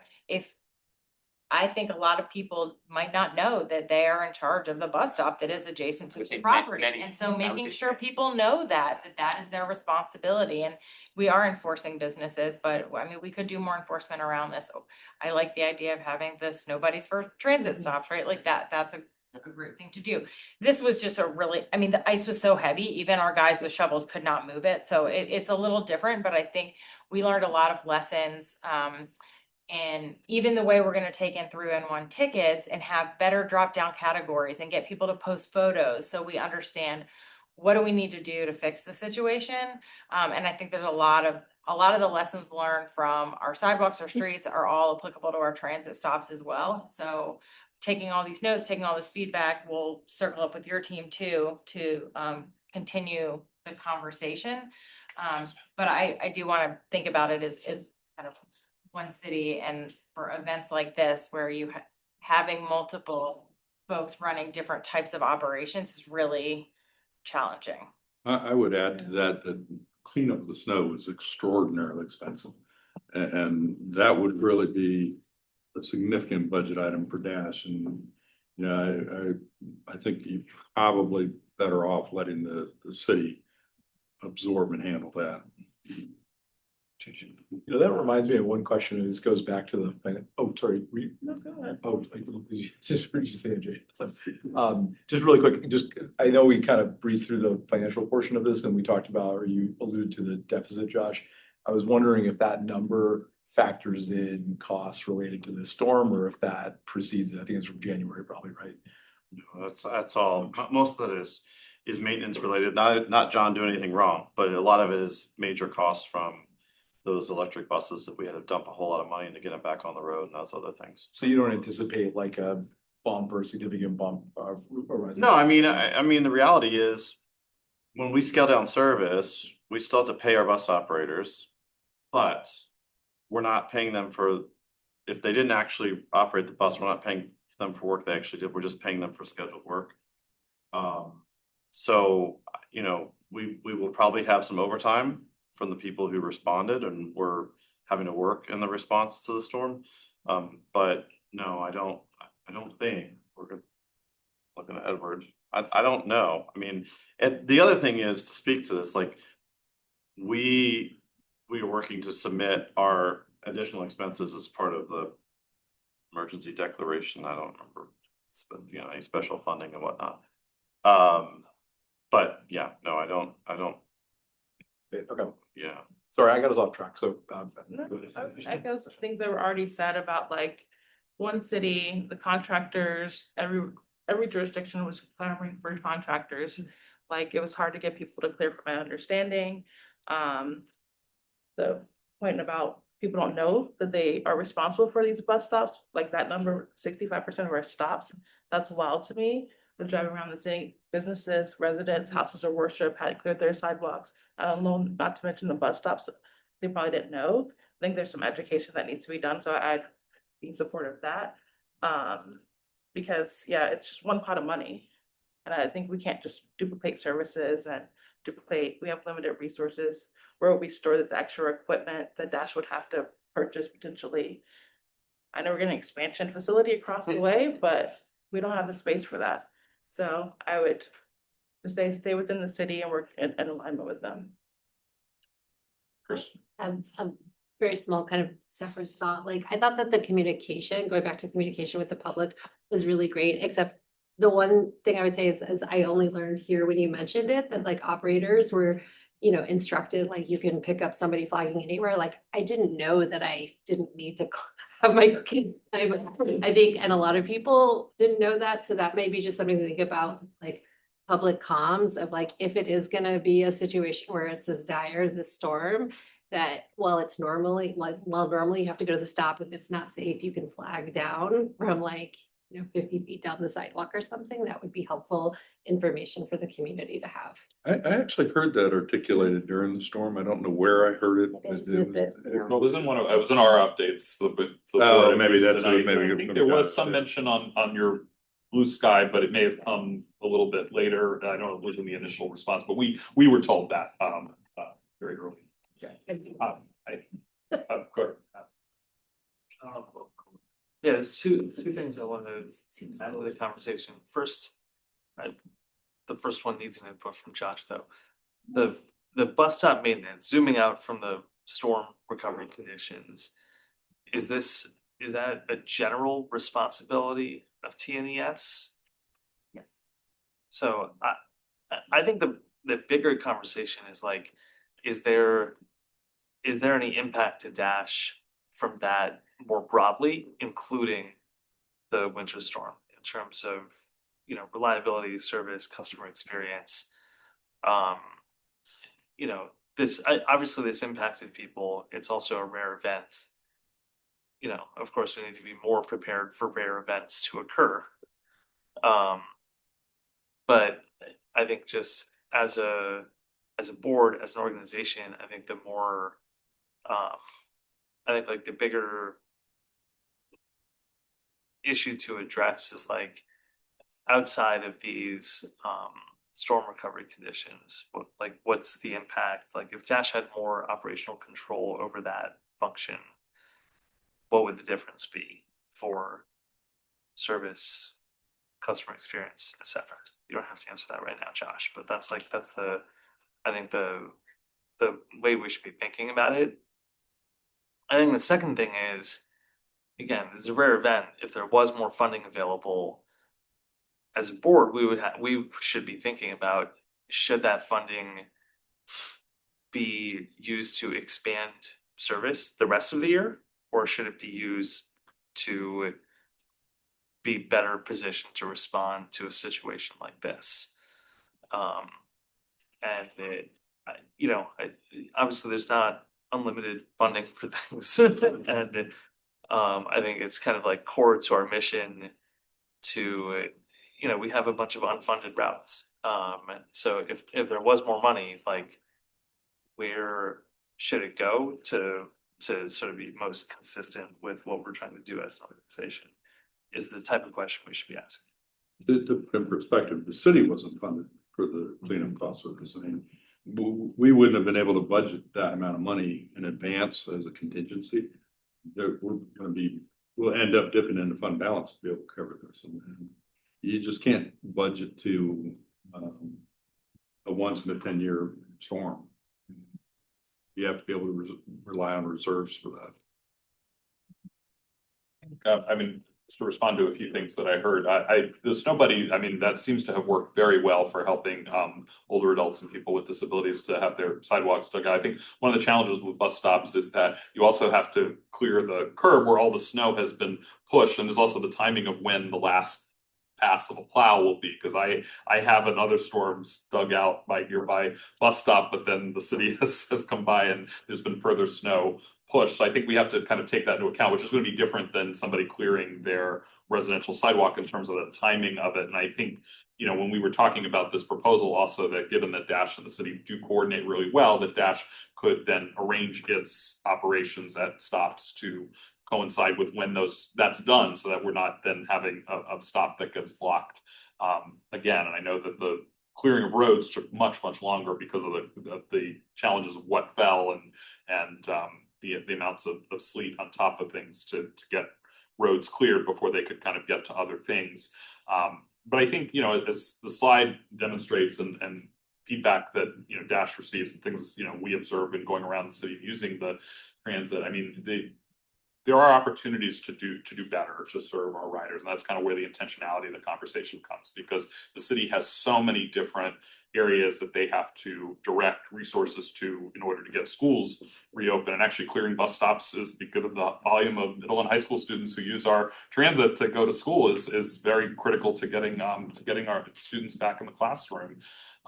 You know, looking at are there ways that we can do things better, and also understanding from Josh's perspective and other systems he's worked that, you know, it is more common for the transit system to actually have total control over the maintenance of their bus stops. That's not how we do it in Alexandria, but looking at the very fractured way and the communication, I think we have to, in the after action, figure out a way to kind of do better and to look at perhaps at tiering stops based upon ridership, or based on, we know that this one is in front of a senior, you know, a senior living complex, you know, where we know we have high levels of people who are going to have mobility challenges and low vehicle ownership, you know, to kind of get that better, because it just seemed like it was somewhat disjointed of, you know, where resources were thrown and when, and you didn't necessarily have consistency. You might have a stop cleared where you're getting on, it might not have had a stop cleared where you're going to get off, and that's going to influence whether you're going to be able to take the trip. And so that was the intentionality. So can we talk to the city about ways to kind of do things better?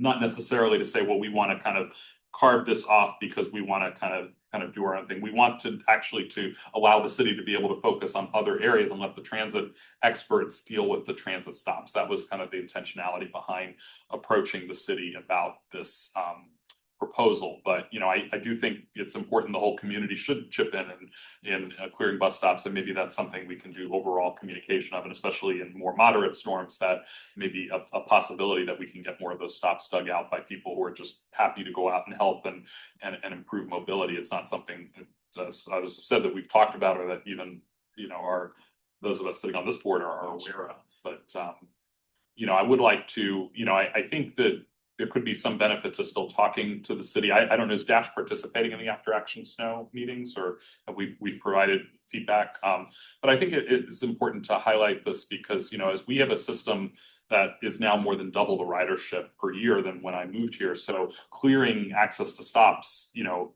opens up opportunities to many more people than it did 20 years ago, you know, when I moved here, and the snow response for bus stops is still somewhat similar to what it was at that point. And I think it's just ensuring that it's getting the appropriate prioritization. If that can be done within the city infrastructure that's there, and we have confidence that the stops will be cleared to include, you know, both shelters and curbs, and, you know, that's fine. I just, you know, I think we all just want to go out and see that we can safely ride our transit after a big storm and event. And that was the intentionality behind saying, you know, could we do this for you more efficiently?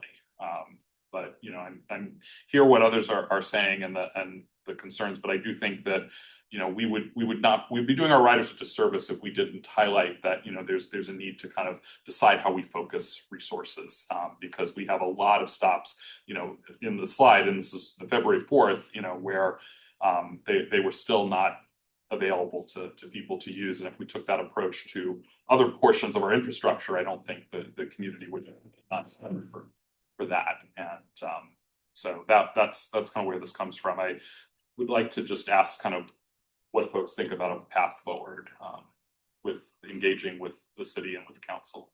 Is it worth having? I can just offer something else.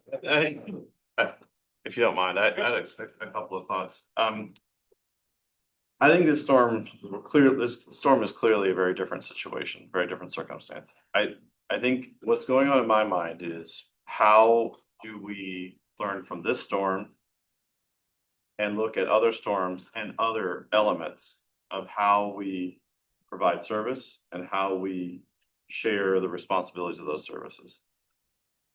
To be clear, not criticism of the city or the money that the city's investing, not investing in it. Removing those elements and sort of asking the question, well, when you have 50 things on your desk, which one is number one? And how do you do that?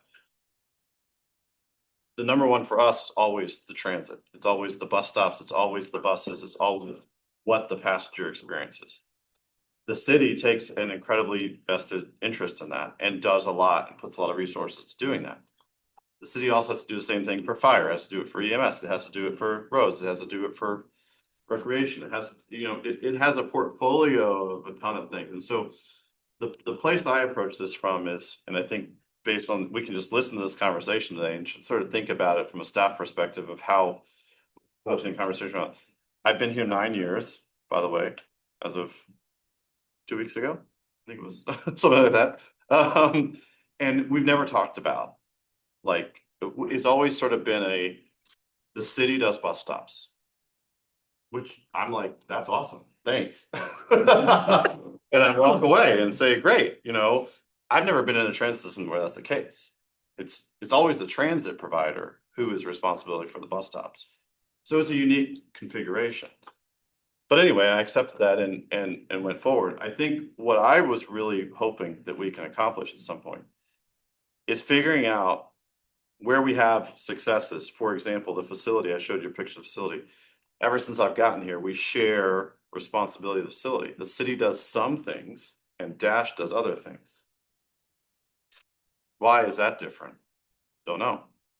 But like, should we have the conversation to figure out if there's a gap and we're going to figure out an eventual solution to solving that gap and there's resources involved, can we think intentionally about where those resources are put? And that's sort of my question.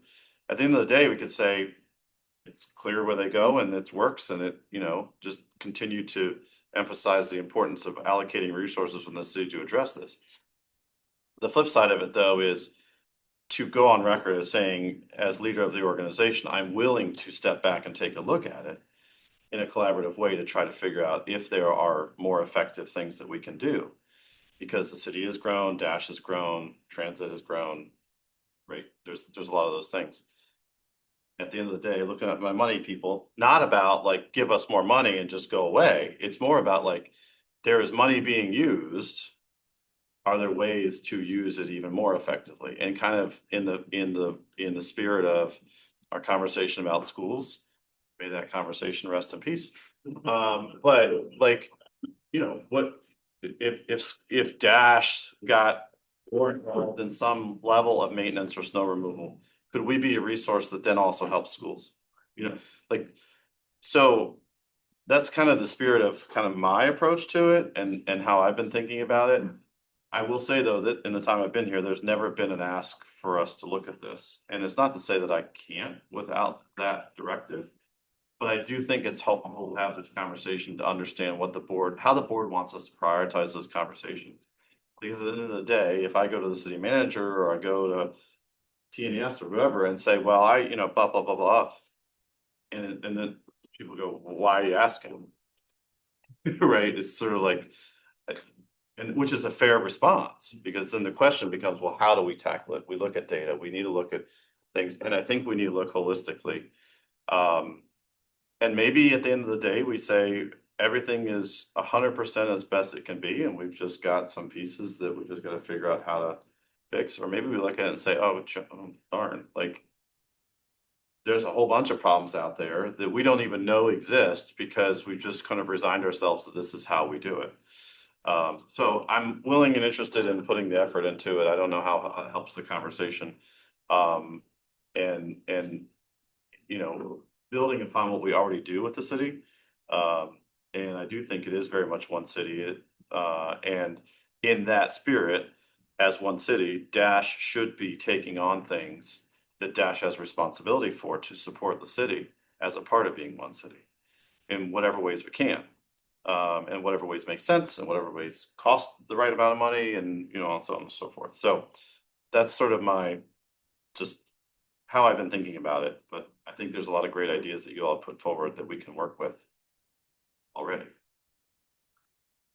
If you were looking at, since you brought up the facility, brought up the storm response, brought up the general maintenance of the bus stops, if you're just looking at sort of big picture, moving the scope lines in a way that better used resources and improved service, where, Josh, do you feel would be sort of the existing venue for that? Because we have a strategic plan, we have a transit vision, we have a budget process, like there's a lot of opportunities to sort of say like, you know, here's who we are, here's what we do, here are the resources we need. I think it's aligned with. And you get board input on all of those. Yeah, of course, of course. I think it's largely aligned with budget. At the end of the day, it's about what are the dollars we have to work with and how are we spending them.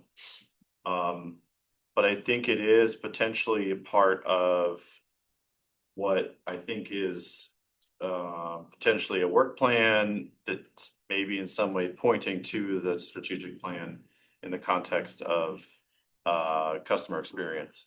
You know, an initiative at a staff level to dust it off and just figure out what are some methods that we can do that. But it certainly, I think that's where it lives in my view.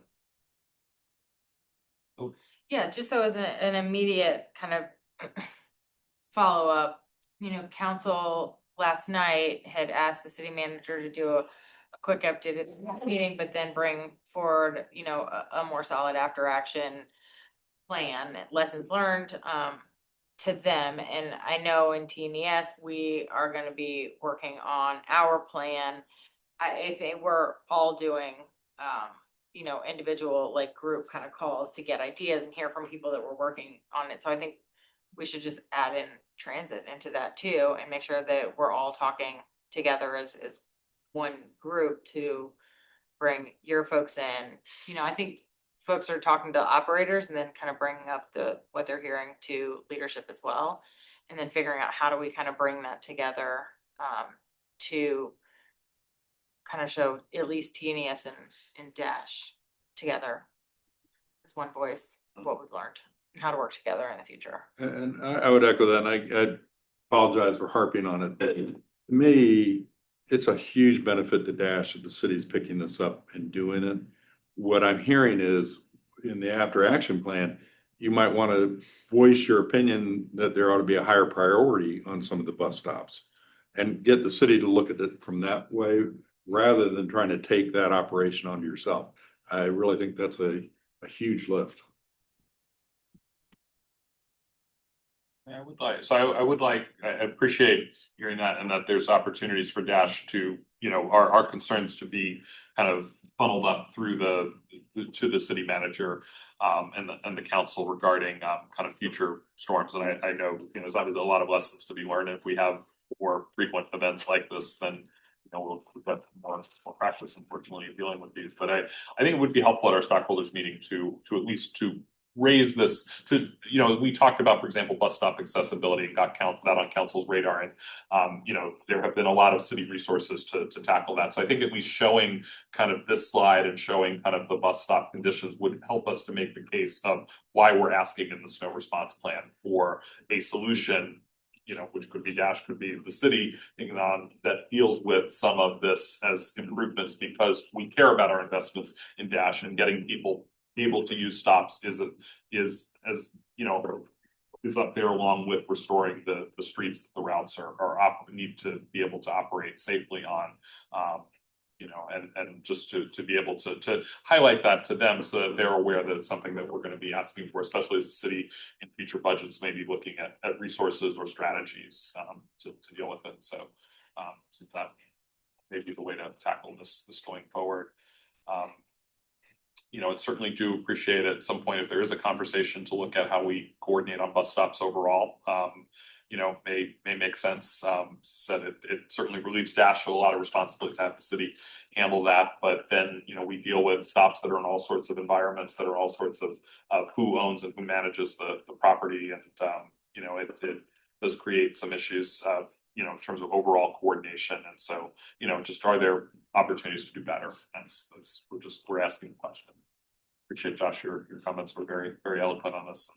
It's a lot of thought clearly in the last couple of weeks about how we keep working on this. Any other comments or discussion? Thank you all. And now we're gonna hear from Stevie on the ATSP. Yes, give you the clicker. We are going to defer our employee engagement item for our next meeting, just so we have the time and attention and focus to provide to it. And the remaining items after this are all informational, so if you say you don't need me to talk about them, it's all in your, so.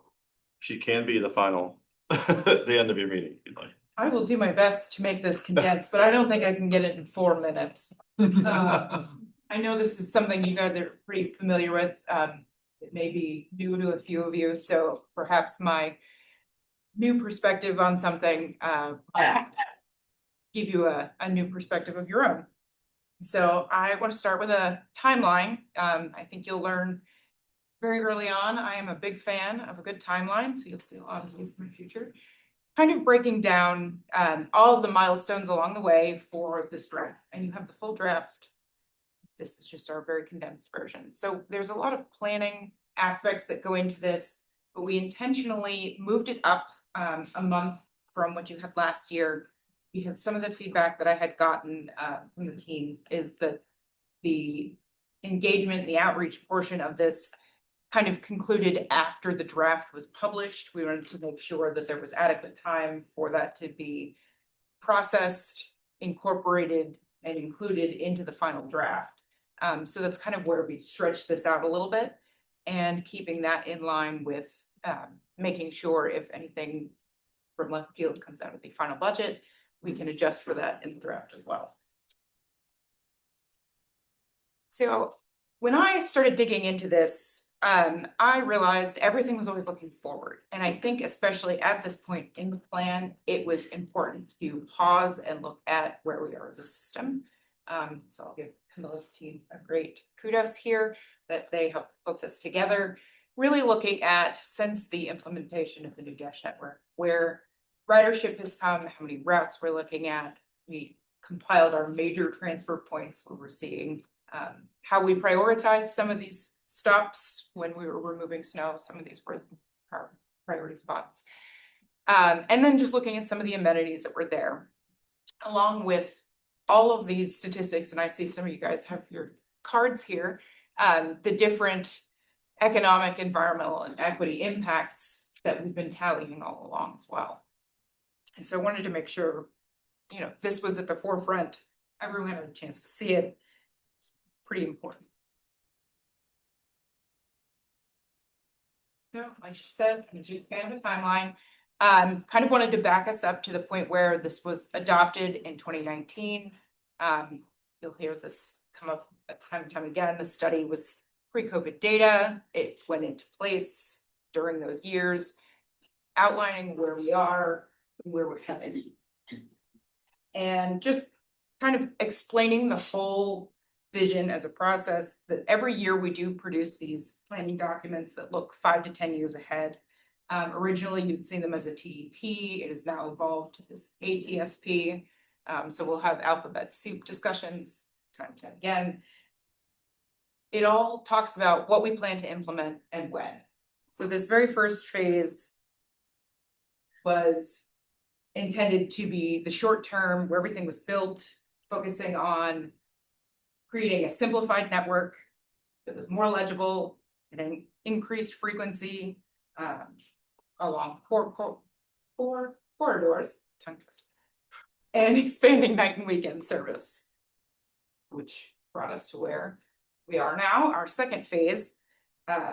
This was designed to incrementally implement, I really shouldn't do this alliteration, and grow this redesigned network over time. So now we're nearing the end of this phase.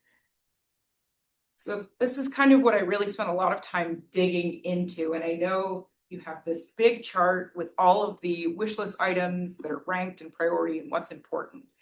And I was trying to find out at what point in time these things have been implemented, how many of them were still left on the plate to be done.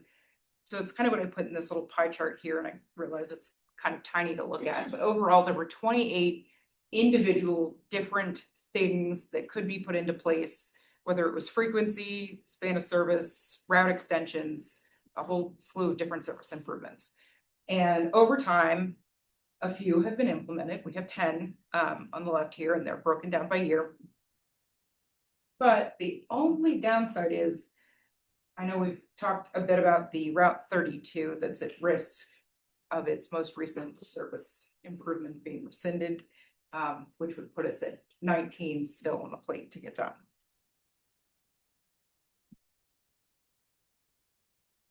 So, forgot my other point. The challenge, I think, that may need a bit of a discussion is how do we implement these 18 or 19 fully with year over year budget increases getting smaller and smaller.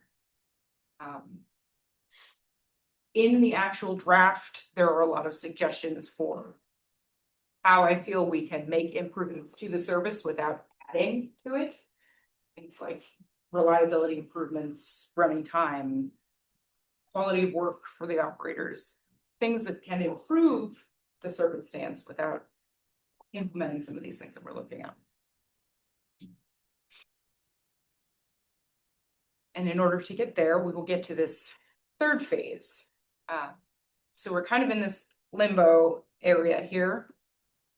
We haven't been able to implement all of the service changes that went in with the ATV. So it gives us this time to pause, to really evaluate what has happened, where we want to go, perhaps reorient, assess where we are, where we're going. So in combination with what we've done and what we are doing, here's what we can say we can actually do for fiscal year 27. Unfortunately, we are up against the chopping block for this addition for Route 32. It had been increased from 60 minutes to 30. We have to rescind that. And then we're looking at putting that into effect for the August 26 bid pick. So that leaves us in a position where we're maintaining the same service that we have on the road right now, kind of outlining those hours and miles amid rising costs.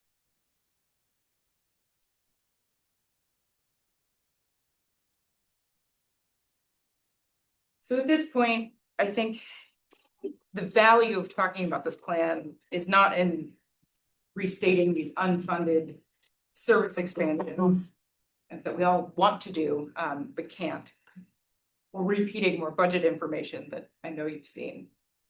The real value will be in this portion, in talking to the public and going out and doing that engagement, learning what we have from the past, and gathering this information to include for the future. One in particular, we've learned that we had some really good feedback last year in, or at least provided in other languages. At this point in time, we realized we didn't get as much feedback we wanted from communities with non-English speakers. So we're targeting specific areas where we can meet folks where they are, where we know that we can engage with them in order to get other communities' feedback. So that will include different things, online surveys, social media posts, obviously in-person engagement. So places we can go to bus stops, we can get on buses, talk to people there, and attend some of these community events, kind of piggyback off of things that are already happening. And if we can't engage with people, we can leave QR codes for these online materials as well. And kind of another tiny timeline on the left there, March, April, May, those middle months are when we'll be out and about doing this, gathering, looking at all this feedback and making sure that it actually gets incorporated into the plan. That was my very condensed version. Thank you, Stevie. I would also say that you're getting this a month earlier than you usually do. And that's something that Stevie identified she wanted to make sure happened this year to give that additional time for that input. So, especially considering there wasn't a lot of new things that were going to be implemented. It helped to know that the engagement portion really got to have the focus so that we can take where we've been, where we're going, and where we will end up in the future to be considered.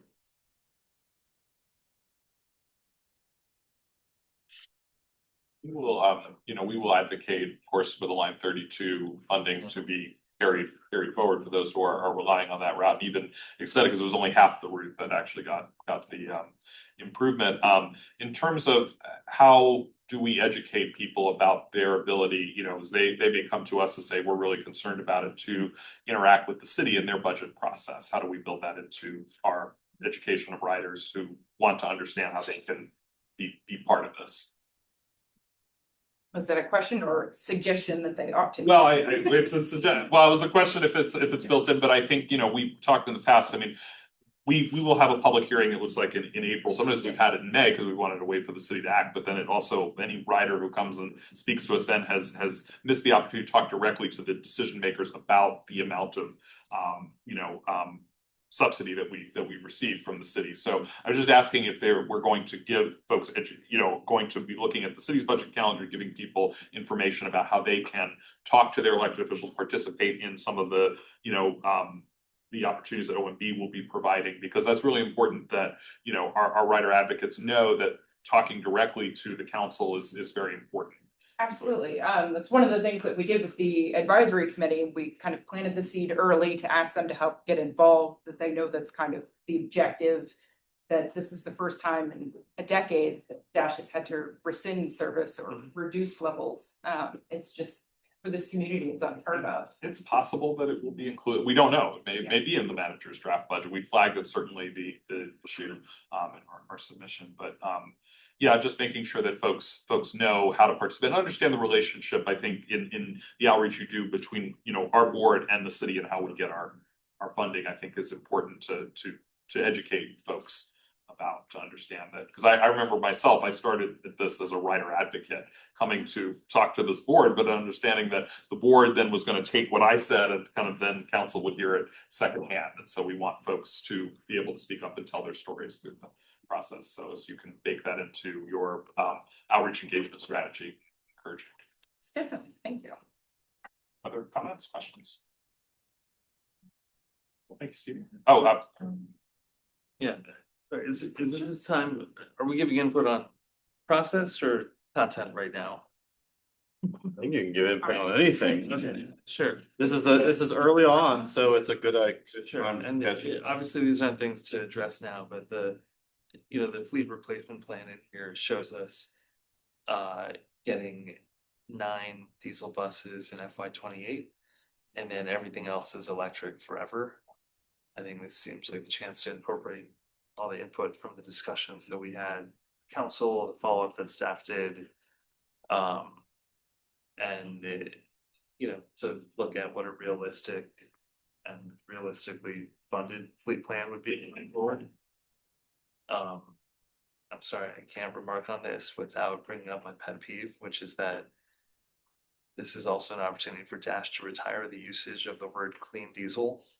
Diesel is not clean. All the fossil fuels have tried to put the word clean before their names at some point. I don't know why we need to buy into that. And last, I appreciate that there's something in there about like making more data oriented decisions. That was one of the techniques that I want to be able to employ, obviously new in my role, to work with our scheduling team to look at, just different ways that they've looked at the schedules to hopefully find little nuances, you know, to create better running time adjustments, blocking, so that if it's already there, we're not creating a new need for another resource. And we have the data, so let's use it. Sure. Feedback. I'm glad to see the public outreach and engagement, participation and the language access. I think I'm a little bit of a broken record on this, but if there is any way to also include Dari, I think there's just a community that often, you know, is a relatively new coming community, but pretty bus reliant and doesn't always get the inputs into these processes. And then just glad to see the plan of community partnerships. I mean, I think you guys have done some really incredible like events and things like that at rec centers. You know, schools are just a major sort of schools and like PTAs are a major way to access families that are bus riders and bus reliant. And so I would just continue to encourage like finding those opportunities and connecting with the PTAs and the schools on things like, you know, school events, fun runs, heritage night, things like that are get really big turnout. That's helpful. Thank you. Look forward to following you through this process. So the rest of the items are informational, but there are quite, we're in our packet. Are there questions on them? And we will pull employee engagement for March, Jesse. Now a question, Josh, do you want to say 10 seconds about that January ridership number? Because that's freaking cool. I mean, like the year-over-year jump is insane. Yeah, it is great. One of the things we're actually doing is continuing to look at what is contributing to the ridership increases and what are the details and sort of what's going on. And you may have noted the report was a little delayed. The number was actually a little bit higher. And so I kind of said, wait a minute. And so we looked, but the team I know, and again, Stevie, new to the organization, is really doing a lot very quickly and helping us look at this. But yeah, ridership continues to be strong, and we continue to be an example of some of the highest post. I hate to say it's how many years it's been since the pandemic. Let's just say ever, or ridership increases. And I have a little feud with a former employee of mine who's now the director of Blacksburg Transit, who recently got an award for super high ridership recovery from APTA. We're not members of APTA anymore, so didn't really get to apply for that, but also have comments about how he's doing that. In case he ever watches this video. Anyway, but thank you for highlighting that. Yeah, Jason. You're not gonna click on them? I didn't know I mean, it's up to you. Oh, yeah, I mean, Josh was going to, in the interest of time, I was suggesting we could, but if we had questions or you would like to hear about, please ask. Of course. Shout out to this team for having space in Soho here That's super and cool. exposing young women to transit and transportation and having leadership, operator and maintenance staff. So they see possibilities. Always like you have to show kids what possibilities there are and different career paths they may not be exposed to. So I know we've had other groups here, and to see the beautiful picture of those young ladies learning from our women leaders in transit, it's warmed my heart greatly. And I also love the bus, obviously. Rosa Parks got on the bus at the city. Someone we know. I don't know. I don't know about the person that took the picture with it. Not to say that he had on his dash Disappeared from backpack. this picture. I don't know where I it don't went. know. It was in the back. Yeah. It's in the packet. Had on the Dash 35 backpack. I don't know if we're gonna get another one of those, but like I would like one. We have So, some Dash 42 swag coming. no. Okay, 42 is a weird number, but okay. But I love the bus. I love that we're doing these like bus wraps to highlight different I don't know, heritage holiday things in the winter bus. Shout out to the team also being at the Walk for Peace on Monday. When I walked up, I texted Josh. I was like, oh my God, we're at Warming Center because it was so cold outside. And so thank you for being always part of the community. I'm sure I'll see you on Saturday at the George Washington Birthday Parade, being a Warming Center as well as you guys were for the Scottish Christmas Walk Parade. So I thank the team for being part of the community and making sure that people are either cool in the summer at our summer events or, you know, try to have a warmer spot to warm up during our winter events. So kudos to y'all. Thank you very much. And I was so upset that I missed the Soho event. I was sick and couldn't be here to speak to them, but I'm hopeful that we will continue to do that. Camilla and others, and next time I'll be able to also speak to them. But yeah, I thank you for your comments, and I just want to shout out to the team for continuing to look at ways that we continue to engage with our community and help them recognize them in their community and also show ourselves as a part of that in every way possible to every person. And I was gonna add, I wasn't sure we were gonna be next month, so here's the Del Pepper Community Resource Center, so. Yes, Beth has scoped out a room.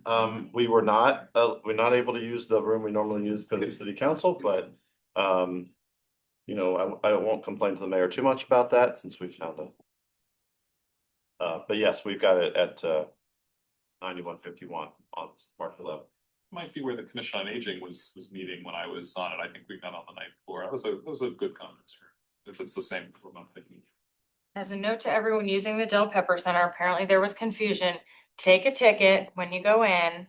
The garage is free for up to 4 hours. It's free after 6 p.m. So take a ticket and then use it when you get out, and it will be free. We're supposed to be telling all the board and commissions and everyone. I'm Dash. And Yes. All right. Well, we are adjourned. We have completed our business. Thank you all for a great meeting tonight. Yeah, I need to kind of cross. Facility. Well, we like 2 areas together and make stuff happen.